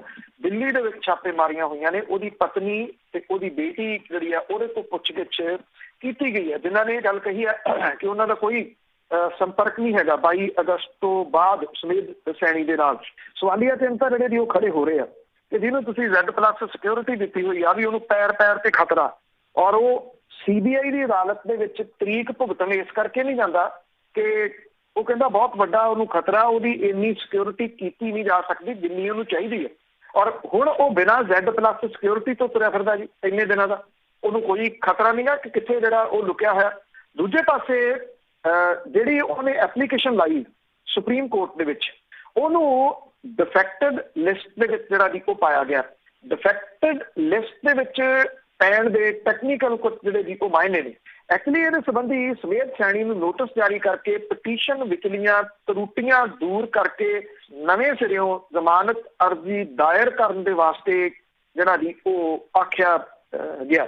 ਔਰ ਇਹਦੇ ਵਿੱਚ ਜਿਹੜੀਆਂ ਤਰੁੱਟੀਆਂ ਨੇ ਉਹ ਜਿਹੜਾ ਇੰਨਾ ਕਿ ਜਿਹੜਾ ਪਤਾ ਲੱਗਾ ਕਿ ਇੱਕ ਤਾਂ ਇਹਦੇ ਵਿੱਚ ਇਹ ਕਿਹਾ ਗਿਆ ਕਿ ਸਾਬਕਾ DGP ਨੇ ਜ਼ਮਾਨਤ ਅਰਜ਼ੀ ਦੇ ਨਾਲ ਸਮੇਤ ਸੈਣੀ ਦੇ ਵੱਲੋਂ ਨੱਥੀ ਕੀਤਾ ਜਿਹੜਾ ਹਲਫਨਾਮਾ ਹੁੰਦਾ ਉਹ ਕਿਸੇ ਜਿਹੜਾ ਸਮਰੱਥ ਅਧਿਕਾਰੀ ਹੈ ਉਹਦੇ ਕੋਲੋਂ ਵੈਰੀਫਾਈ ਨਹੀਂ ਹੋਇਆ ਹੈ, ਇਹ ਤਸਦੀਕ ਉਹਦੇ ਤੋਂ ਕਰਾਉਣਾ ਪੈਂਦਾ। ਉਹ ਜਿਹਦੇ ਤੋਂ ਕਰਵਾਇਆ ਗਿਆ ਉਹ ਐਕਸੈਪਟ ਨਹੀਂ ਜਿਹੜਾ ਵੀ ਹੋਣਾ। ਸੈਕਿੰਡ, ਇਹਦੇ ਵਿੱਚ ਕੁਛ ਤਰੁੱਟੀਆਂ ਹੋਰ ਜਿਹੜੀਆਂ ਉਹ ਪਾਈਆਂ ਗਈਆਂ ਨੇ। ਇਹ ਕਿਹਾ ਗਿਆ ਕਿ ਪਹਿਲਾਂ ਇਹਨਾਂ ਨੂੰ ਸਿੱਧਿਆ ਕਰੋ, ਗੁਣੇ 'ਚ ਕਰੋ, ਫੇਰ ਲਿਆਓ ਜਿਹੜੀ ਦੀ ਐਪਲੀਕੇਸ਼ਨ। ਉਹਦੇ ਨਾਲ ਕੀ ਆ, ਅੱਜ ਦੇਖੋ ਅਦਾਲਤਾਂ ਦੇ ਵਿੱਚ ਛੁੱਟੀ ਹੈ ਸ਼ਨੀਚਰਵਾਰ, ਔਰ ਐਤਵਾਰ ਨੂੰ ਅਦਾਲਤਾਂ ਬੰਦ ਰਹਿੰਦੀਆਂ ਨੇ। ਅੱਜ ਇਹ ਦੁਬਾਰਾ ਦਾਇਰ ਨਹੀਂ ਹੋ ਸਕਣੀ ਐਪਲੀਕੇਸ਼ਨ, ਭਲਕੇ ਨਹੀਂ ਹੋ ਸਕਣੀ ਐਤਵਾਰ ਨੂੰ, ਸੋਮਵਾਰ ਨੂੰ ਇਹ ਦਾਇਰ ਹੋਊਗੀ। ਇਹ ਨਹੀਂ ਆ ਕਿ ਸੋਮਵਾਰ ਨੂੰ ਦਾਇਰ ਹੁੰਦਿਆਂ ਸਾਰ ਇਹਦੇ ਉੱਤੇ ਸੁਣਵਾਈ ਹੋਵੇ। ਉਹਦੇ ਵਾਸਤੇ ਉਹ 1-2 ਦਿਨ ਹੋਰ ਜਿਹੜੇ ਦੀ ਉਹ ਲੈ ਸਕਦੀ ਹੈ ਅਦਾਲਤ। ਦੇਖੋ ਅਦਾਲਤ ਜਿਹੜੀ ਹੈ, ਅਦਾਲਤਾਂ ਜਿਹੜੀਆਂ ਨੇ ਟੈਕਨੀਕਲੀ ਲਾ ਲਓ, ਕਿਸੇ ਵੀ ਤਰੀਕੇ ਨਾਲ ਲਾ ਲਓ, ਉਹ ਅਨਫ, ਮੋਰ ਦੈਨ ਅਨਫ ਸਮਾਂ ਜਿਹੜਾ ਦੀ ਉਹ ਪੁਲਿਸ ਨੂੰ ਦੇ ਰਹੀਆਂ ਨੇ। ਹੇਠਾਂ ਤੋਂ ਸ਼ੁਰੂ ਕਰ ਲਓ, ਮੋਹਾਲੀ ਤੋਂ। ਮੋਹਾਲੀ ਦੀ ਅਦਾਲਤ ਨੇ ਜਿਹੜਾ ਸੀ ਉੱਥੇ ਜੱਜ ਲਾਂਭੇ ਹੋਏ, ਉਹ ਇੱਕ ਤਰੀਕਾ ਸੀਗਾ ਪੁਲਿਸ ਨੂੰ ਸਮਾਂ ਦੇਣ ਦਾ। ਪੁਲਿਸ ਨੇ ਨਹੀਂ ਸੰਭਾਲਿਆ, ਉਹਨਾਂ ਨੇ ਐਪਲੀਕੇਸ਼ਨ ਸੁਣੀ, ਉਹਦੇ ਉੱਤੇ ਸਟੇ ਨਹੀਂ ਦਿੱਤਾ ਗ੍ਰਿਫਤਾਰੀ ਤੇ, ਫੈਸਲਾ ਰਾਖਵਾਂ ਰੱਖ ਲਿਆ। ਉਹ ਇੱਕ ਮੌਕਾ ਸੀ। ਹਾਈ ਕੋਰਟ ਦੇ ਵਿੱਚ ਅਰਜ਼ੀ ਜਿਹੜੀ ਹੈ ਜੀ ਉਹ ਜਾਂਦੀ ਹੈ, ਉੱਥੇ ਇੱਕ ਜੱਜ ਜਿਹੜੇ ਨੇ ਉਹ ਲਾਂਭੇ ਹੋ ਜਾਂਦੇ ਨੇ ਸੁਣਵਾਈ ਤੋਂ। ਉਹ ਮੌਕਾ ਸੀਗਾ ਪੁਲਿਸ ਦੇ ਕੋਲੇ, SIT ਦੇ ਕੋਲੇ। ਸੁਣਵਾਈ ਹੁੰਦੀ ਆ, ਫੈਸਲਾ ਰਾਖਵਾਂ ਰੱਖ ਲਿਆ ਜਾਂਦਾ, ਮੌਕਾ ਫੇਰ ਦਿੱਤਾ ਜਾਂਦਾ ਪੁਲਿਸ ਨੂੰ ਕਿ ਪੁਲਿਸ ਉਹਨੂੰ ਅਰੈਸਟ ਕਰੇ। ਫੈਸਲਾ ਆਉਂਦਾ, ਦੋਨੋਂ ਪਟੀਸ਼ਨਾਂ ਮੁੱਢੋਂ ਸਿੱਧੋ ਰੱਦ ਕਰ ਦਿੱਤੀਆਂ ਜਾਂਦੀਆਂ ਨੇ। ਸੁਪਰੀਮ ਕੋਰਟ ਦੇ ਵਿੱਚ ਹੁਣ ਮਾਮਲਾ ਜਿਹੜਾ ਦੀ ਉਹ ਚਲੇ ਗਿਆ। ਹੁਣ ਤਾਈਆਂ ਹੋਣਗੀਆਂ ਜਿਹੜੀਆਂ ਕੱਢੀਆਂ ਨੇ, ਜੇ ਇਹ ਡਿਫੈਕਟਡ ਦੇ ਵਿੱਚ ਪਾਇਆ ਤੇ ਇਹ ਮੌਕਾ ਫੇਰ ਮਿਲਿਆ। ਸਵਾਲੀਆ ਚਿੰਨ੍ਹ ਬਹੁਤ ਵੱਡੇ ਜਿਹੜੇ ਦੀ ਉਹ ਲੱਗ ਰਹੇ। ਹੁਣ ਸਿੱਧਮ ਸਿੱਧੇ ਇਹ ਲੱਗ ਰਹੇ ਆ ਕਿ ਕੈਪਟਨ ਅਮਰਿੰਦਰ ਸਿੰਘ ਹੋਰੀ, ਕਿਉਂਕਿ ਗ੍ਰਹਿ ਮੰਤਰਾਲਾ ਉਹਨਾਂ ਕੋਲੇ ਆ, ਵੀ ਉਹ ਜਿਹੜਾ ਦੀ ਬਚਾ ਰਹੇ ਆ। ਜੇ ਉਹ ਚਾਹਣ ਤਾਂ ਇਹ ਕਿਵੇਂ ਹੋ ਸਕਦਾ ਹੈ ਕਿ ਜਿਹੜੀ SIT ਆ ਉਹ ਫੜੇ ਨਾ, ਜਾਂ ਤੁਰੰਤ ਅਰੈਸਟ ਜਿਹੜੀ ਹੈ ਜੀ ਉਹ ਨਾ ਕਰੇ ਸੈਣੀ ਦੀ। ਇਹ ਪੋਸੀਬਲ ਹੋ ਸਕਦਾ ਕਿ ਜਿਹੜਾ Z+ ਸਿਕਿਉਰਿਟੀ ਲੈ ਕੇ ਘੁੰਮਦਾ ਹੋਵੇ, ਕੋਈ ਆਮ ਬੰਦਾ ਨਹੀਂ, ਉਹ ਸਾਬਕਾ DGP ਆ, ਉਹ ਇਹੋ ਜਿਹੇ ਕਿਸੇ ਭੋਰੇ ਦੇ ਵਿੱਚ ਵੜ ਜੇ ਵੀ ਜਿੱਥੋਂ ਉਹ ਲੱਭੇ ਨਾ। ਜਿਹੜੇ ਪੋਸਟਰ ਉਹਦੇ ਇਨਾਮ ਦੇ ਲਾਏ ਸੀ, ਪੁਲਿਸ ਉਹ ਪੋਸਟਰ ਲਾਉਂਦੀ ਫਿਰਦੀ ਹੈ। ਪੋਸਟਰ ਲਾਉਣ ਦੀ ਜਗ੍ਹਾ ਦੇ ਉੱਤੇ ਜੇ ਹੁਣ ਅਰੈਸਟ ਕਰਨ ਵਾਲੇ ਪਾਸੇ ਨੂੰ ਜਾਵੇ ਤੇ ਗੱਲ ਜਿਹੜੀ ਦੀ ਉਹ ਹੋਰ ਹੋ ਸਕਦੀ ਹੈ, ਪਰ ਜਾ ਨਹੀਂ ਰਹੀ। ਜਾਂ ਕਿਉਂ ਨਹੀਂ ਰਹੀ? ਕਿਤੇ ਨਾ ਕਿਤੇ ਤਾਂ ਕੁਝ ਜਿਹੜੇ ਜੀ ਇਹਦੇ ਅੰਦਰ ਖਾਤੇ ਭੇਜ ਹੈਗੇ। ਭੇਤ ਤੋਂ ਬਿਨਾਂ ਤੇ ਉਹ ਲੁਕ ਨਹੀਂ ਸਕਦਾ ਜੀ, ਇਹੀ ਕਾਰਨ ਹੈ ਕਿ ਉਹ ਅਜੇ ਤੱਕ ਲੁਕਿਆ ਹੋਇਆ। ਤੇ ਅੱਗੇ ਕਰੋਨਾ ਦੀ ਜੇ ਗੱਲ ਕਰੀਏ, ਪੰਜਾਬ ਦੇ ਵਿੱਚ ਤਾਂ ਬਹੁਤ ਮੰਦਾ ਹਾਲ ਆ, ਪਰ ਮੁੱਖ ਮੰਤਰੀ ਕਹਿੰਦੇ ਆ ਕਿ ਮੈਂ ਦੂਜੇ ਰਾਜਾਂ ਦੀ ਮਦਦ ਕਰਨ ਲਈ ਤਿਆਰ ਹਾਂ। ਦੇਖੋ, ਇਸ ਮਸਲੇ ਦੇ ਉੱਤੇ ਪੰਜਾਬ ਸਰਕਾਰ ਡੇ ਬਾਈ ਡੇ ਘਿਰਤਾ ਰਹੀ ਹੈ ਸਿਹਤ ਸੇਵਾਵਾਂ ਵਾਲੇ ਮੁੱਦੇ ਦੇ ਉੱਤੇ। ਹਾਂ, ਜਿਹੜਾ ਦੀ ਤੁਸੀਂ ਇਹ ਕਹਿ ਲਓ ਕਿ ਜਿਹੜੀ ਕੋਸ਼ਿਸ਼ਾਂ ਕੀਤੀਆਂ ਜਿਹੜੀਆਂ ਦੀ ਉਹ ਜਾਂਦੀਆਂ ਨੇ, ਉਹ ਇਸ ਵੇਲੇ ਇਹ ਨੇ ਕਿ ਕਿੰਨੇ ਤੁਸੀਂ ਜਿਹੜਾ ਦੀ ਇਹ ਫੇਸਬੁੱਕ ਖਾਤੇ ਨੇ ਉਹ ਬੰਦ ਕਰਵਾਤੇ, ਕਿੰਨੇ ਤੁਸੀਂ ਵੈਬ ਚੈਨਲ ਜਿਹੜੇ ਆ ਜੀ ਉਹ ਤੁਸੀਂ ਬੰਦ ਕਰਵਾਤੇ, ਕਿੰਨੇ ਜਿਹੜੇ ਟਵਿੱਟਰ ਦੇ ਖਾਤੇ ਨੇ ਤੁਸੀਂ ਉਹ ਬੰਦ ਕਰਵਾਤੇ। ਬਈ ਕਿਸੇ ਨੂੰ ਬੋਲਣ ਨਹੀਂ ਦੇਣਾ, ਉਹਦੀ ਆੜ ਦੇ ਵਿੱਚ ਜਿਹੜਾ ਵੀ ਇਹ ਕਰਵਾਇਆ ਜਾ ਰਿਹਾ। ਜਿਹੜੇ ਜਵਾਬ ਨੇ ਉਹ ਤੁਸੀਂ ਦਿਓ, ਸਰਕਾਰ ਜਵਾਬ ਦੇਵੇ, ਬਜਾਏ ਇਹਦੇ ਕਿ ਮੁੱਖ ਮੰਤਰੀ ਸਾਹਿਬ ਜਿਹੜੇ ਵੀ ਉਹ ਇਹ ਗੱਲ ਕਹਿੰਦੇ ਆ ਕਿ ਤੁਸੀਂ ਸੋਸ਼ਲ ਮੀਡੀਆ ਦੇ ਉੱਤੇ ਲਿਖਣ ਤੋਂ ਪਹਿਲਾਂ 10 ਵਾਰੀ ਸੋਚੋ। ਇਹ ਉਹਨਾਂ ਨੇ ਕੱਲ ਜਿਹੜੀ ਦੀ ਗੱਲ ਬਾਰ-ਬਾਰ ਜ਼ੋਰ ਦੇ ਕੇ ਕਹੀ ਕਿ ਜਿਹੜੇ ਨੌਜਵਾਨ ਨੇ ਉਹ ਸੋਸ਼ਲ ਮੀਡੀਆ ਤੇ ਲਿਖਣ ਤੋਂ ਪਹਿਲਾਂ 10 ਵਾਰੀ ਸੋਚਣ। ਮਤਲਬ ਉਹਨਾਂ ਨੂੰ ਡਰ ਜਿਹੜਾ ਸੋਸ਼ਲ ਮੀਡੀਆ ਤੋਂ ਲੱਗਦਾ ਕਿ ਇੱਥੇ ਗੱਲਾਂ ਜਿਹੜੀਆਂ ਉਹ ਸਾਹਮਣੇ ਆਉਂਦੀਆਂ ਨੇ। ਇਹ ਡਰਾਵਾ ਜਿਹੜਾ ਉਹ ਦਿੱਤਾ ਜਾ ਰਿਹਾ। ਇਹ ਵੀ ਜਿਹੜਾ ਵੀ ਕਿਹਾ ਜਾ ਰਿਹਾ ਕਿ ਦਿੱਲੀ ਦੇ ਹਾਲਾਤ ਬਹੁਤ ਖਰਾਬ ਆ ਪੰਜਾਬ ਦੇ ਨਾਲੋਂ। ਤੁਸੀਂ ਕੰਪੇਅਰ ਕਿਉਂ ਕਰਦੇ ਹੋ ਕਿਸੇ ਸੂਬੇ ਦੇ ਨਾਲ? ਕਿਸੇ ਵੀ ਸੂਬੇ ਦੇ ਨਾਲ ਕਿਉਂ ਕੰਪੇਅਰ ਕਰਦੇ ਹੋ ਕਿ ਕਿੱਥੇ ਜਿਹੜੇ ਵੀ ਉਹ ਹਾਲਾਤ ਖਰਾਬ ਨੇ? ਤੁਸੀਂ ਆਪਣੇ ਇੱਥੇ ਪੰਜਾਬ ਦੇ ਵਿੱਚ ਮੌਤਾਂ ਦਾ ਅੰਕੜਾ ਤਾਂ ਦੇਖੋ, ਜਿਹੜਾ ਕਿੱਥੋਂ ਤੱਕ ਜਿਹੜਾ ਵੀ ਉਹ ਪਹੁੰਚ ਰਿਹਾ। ਔਰ ਪੰਜਾਬ ਮੁਲਕ ਭਰ ਦੇ ਵਿੱਚ ਜਿਹੜੇ ਡੈਥ ਰੇਸ਼ੋ ਆ ਉਸ ਮਸਲੇ ਦੇ ਉੱਤੇ ਤੀਜੇ ਨੰਬਰ ਦੇ ਉੱਤੇ ਇਸ ਵੇਲੇ ਜਿਹੜਾ ਵੀ ਉਹ ਖੜਾ। ਔਰ ਲਗਾਤਾਰ ਜਿਹੜੀਆਂ ਉਹ ਡੈਥ ਨੇ ਉਹ ਪੰਜਾਬ ਦੇ ਵਿੱਚ ਵੱਧ ਰਹੀਆਂ ਨੇ। 2473 ਨਵੇਂ ਮਾਮਲੇ 24 ਘੰਟਿਆਂ 'ਚ ਆਏ, 63 ਡੈਥ ਹੋ ਗਈਆਂ, 2212 ਡੈਥ ਹੋ ਚੁੱਕੀਆਂ ਹੋਈਆਂ ਨੇ। ਨਾਲ ਲੱਗਵਾ ਸੂਬਾ ਜਿਹੜਾ ਹਰਿਆਣਾ, ਉਹਦੇ ਟੋਟਲ ਜਿਹੜੇ ਕੇਸ ਹੈ ਉਹ 88,332 ਨੇ। ਅੱਛਾ, ਉੱਥੇ ਜਿਹੜੀਆਂ ਡੈਥ ਨੇ ਉਹ 932 ਨੇ। ਪੰਜਾਬ 'ਚ 2212 ਨੇ। ਤੁਸੀਂ ਇਹ ਡੈਥ ਕੰਪੇਅਰ ਕਰ ਸਕਦੇ ਹੋ ਜੀ? ਕੰਪੈਰੀਜ਼ਨ ਤਾਂ ਹੋ ਹੀ ਨਹੀਂ ਸਕਦਾ ਜੀ, ਕਿਉਂਕਿ ਹਰ ਸੂਬੇ ਦੇ ਆਪਣੇ ਹਾਲਾਤ ਨੇ। ਹੁਣ ਕੰਪੈਰੀਜ਼ਨ ਮਹਾਰਾਸ਼ਟਰ ਦੇ ਨਾਲ ਕਿਵੇਂ ਹੋ ਸਕਦਾ ਜੀ, ਜਿੱਥੇ ਟੋਟਲ ਕੇਸਾਂ ਦੀ ਗਿਣਤੀ 10 ਲੱਖ ਨੂੰ ਕ੍ਰਾਸ ਕਰ ਗਈ ਹੈ? ਉੱਥੇ 28,724 ਡੈਥ ਜਿਹੜੀਆਂ ਹੋ ਚੁੱਕੀਆਂ ਹੋਈਆਂ ਨੇ। ਉੱਥੋਂ ਦੇ ਮੁੱਖ ਮੰਤਰੀ ਤਾਂ ਨਹੀਂ ਜਿਹੜੇ ਜੀ ਉਹ ਕਹਿੰਦੇ ਕਿ ਅਸੀਂ ਆ ਕੇ ਪੰਜਾਬ ਦੇ ਵਿੱਚ ਤੁਹਾਡੀ ਮਦਦ ਜਿਹੜੀ ਉਹ ਕਰ ਦਿੰਦੇ, ਕਿਉਂਕਿ ਇਹ ਆਪੋ ਆਪਣੇ ਸੂਬੇ ਜਿਹੜਾ ਜੀ ਉਹ ਸਾਂਭਣ ਦਾ ਮੌਕਾ ਹੈ ਜਾਂ ਇਹ ਸਮਾਂ ਹੈ। ਮੁੱਖ ਮੰਤਰੀ ਸਾਹਿਬ ਕਹਿੰਦੇ ਕਿ ਪੰਜਾਬ ਜਿਹੜਾ ਜੀ ਪੰਜਾਬ ਦੇ ਨਾਲੋਂ ਦਿੱਲੀ ਦੇ ਹਾਲਾਤ ਜ਼ਿਆਦਾ ਖਰਾਬ ਹੈ। ਉਹ ਕਹਿੰਦੇ ਜੇ ਦਿੱਲੀ ਨੂੰ ਲੋੜ ਹੈ ਤੇ ਅਸੀਂ ਉਹਨਾਂ ਦੀ ਮਦਦ ਜਿਹੜੀ ਆ ਉਹ ਕਰ ਦਿੰਦੇ ਹਾਂ। ਦਿੱਲੀ ਦੀ ਕਿਉਂਕਿ ਆਬਾਦੀ ਸੰਘਣੀ ਬਹੁਤ ਆ ਆਬਾਦੀ, ਪੰਜਾਬ ਦੀ ਆਬਾਦੀ ਤਾਂ ਖੁੱਲੀ ਹੈ। ਪੰਜਾਬ ਤਾਂ ਮਿਸ਼ਨ ਫਤਿਹ ਮਨਾ ਚੁੱਕਿਆ ਹੈ। ਉਹ ਪੰਜਾਬ ਪਤਾ ਨਹੀਂ ਮਿਸ਼ਨ ਫਤਿਹ ਜਿਹੜਾ ਜੀ ਉਹ ਕਿਵੇਂ ਉਹ ਹੋ ਗਿਆ। ਉਹ ਇਹ ਕਹਿੰਦੇ ਆ ਕਿ ਹਰਿਆਣਾ ਦੀ ਆਬਾਦੀ ਵੀ ਪੰਜਾਬ ਨਾਲੋਂ ਘੱਟ ਹੈ, ਪਰ ਮਾਮਲੇ ਪੰਜਾਬ ਦੇ ਬਰਾਬਰ ਨੇ। ਪਰ ਉਹ ਡੈਥ ਰੇਸ਼ੋ ਦੇ ਉੱਤੇ ਨਹੀਂ ਆਉਂਦੇ ਕਿ ਇੰਨੀਆਂ ਡੈਥ ਜਿਹੜੀਆਂ ਦੀ ਉਹ ਕਿਉਂ ਹੋ ਰਹੀਆਂ ਨੇ। ਉਹ ਇਹ ਕਹਿੰਦੇ ਕਿ ਅਸੀਂ ਦੂਜੇ ਸੂਬਿਆਂ ਦੀ ਮਦਦ ਕਰਨ ਦੇ ਵਾਸਤੇ ਜਿਹੜਾ ਜੀ ਉਹ ਤਿਆਰ ਹੈ। ਇਹ ਮਤਲਬ ਕਿ ਨਾ ਜਿਹੜੀ ਅਸਲੀਅਤ ਹੈ ਉਹਦੇ ਤੋਂ ਮੂੰਹ ਫੇਰਨਾ ਹੈ। ਇਹ ਜਦੋਂ ਤੁਸੀਂ ਬਿਮਾਰੀ ਨੂੰ ਮੰਨੋਗੇ, ਕਿਸੇ ਚੀਜ਼ ਨੂੰ ਮੰਨੋਗੇ ਤੇ ਉਹਦਾ ਇਲਾਜ ਤੁਸੀਂ ਬਿਨਾਂ ਕਿਸੇ ਸ਼ੱਕ ਦੇ ਜਿਹੜਾ ਉਹ ਕਰ ਲਓਗੇ। ਹੁਣ ਜਿਹੜੀਆਂ ਮੌਤਾਂ 63 ਹੋ ਗਈਆਂ ਨੇ ਪਿਛਲੇ 24 ਘੰਟਿਆਂ ਦੇ ਦੌਰਾਨ, ਜਿਹੜੇ ਕਰੋਨਾ ਪੀੜਤਾਂ ਦੀ ਜਿਹੜੀ ਗਿਣਤੀ ਆ ਉਹ ਪੰਜਾਬ ਦੇ ਵਿੱਚ 74,616 ਜਿਹੜੀ ਉਹ ਹੋ ਗਈ ਹੈ। ਔਰ ਸਿਹਤ ਵਿਭਾਗ ਨੇ ਜਿਹੜਾ ਦੱਸਿਆ ਕਿ ਲੁਧਿਆਣੇ ਦੇ ਵਿੱਚ 12 ਜਣਿਆਂ ਦੀ ਮੌਤ ਜਿਹੜੀ ਹੋਈ ਹੈ, ਅੰਮ੍ਰਿਤਸਰ 3, ਬਠਿੰਡੇ 'ਚ 7, ਫਰੀਦਕੋਟ 'ਚ 1, ਫਿਰੋਜ਼ਪੁਰ 'ਚ 1, ਗੁਰਦਾਸਪੁਰ 'ਚ 3, ਹੁਸ਼ਿਆਰਪੁਰ ਦੇ ਵਿੱਚ 5, ਜਲੰਧਰ 'ਚ 8, ਮੁਹਾਲੀ ਤੇ ਮੋਗਾ ਦੇ ਵਿੱਚ 1-1 ਮੌਤਾਂ ਜਿਹੜੀਆਂ ਦੀ ਉਹ ਹੋਈਆਂ ਨੇ। ਮੌਤਾਂ ਦੀ ਗਿਣਤੀ ਜਿਹੜੀ ਹੈ ਜੀ ਉਹ ਲਗਾਤਾਰ ਵੱਧ ਰਹੀ ਹੈ। ਉਹਦਾ ਰੀਜ਼ਨ ਇੱਕੋ ਆ, ਜਿਹੜੀ ਚੀਜ਼ ਨੂੰ ਇਹ ਦੱਬਣਾ ਚਾਹੁੰਦੇ ਨੇ ਉਹ ਰੀਜ਼ਨ ਹੈਗਾ ਕਿ ਸਰਕਾਰੀ ਹਸਪਤਾਲਾਂ ਦੇ ਵਿੱਚ ਜਿਹੜਾ ਇਲਾਜ ਹੈ ਉਹ ਢਾਂਚਾ ਸਾਰਾ ਜਿਹੜਾ ਉਹ ਹਿੱਲਿਆ ਪਿਆ ਜੀ। ਪ੍ਰਾਈਵੇਟ ਜਿਹੜੇ ਹਸਪੀਟਲ ਨੇ ਉਹ ਫੜਦੇ ਨਹੀਂ ਮਰੀਜ਼ ਜੀ।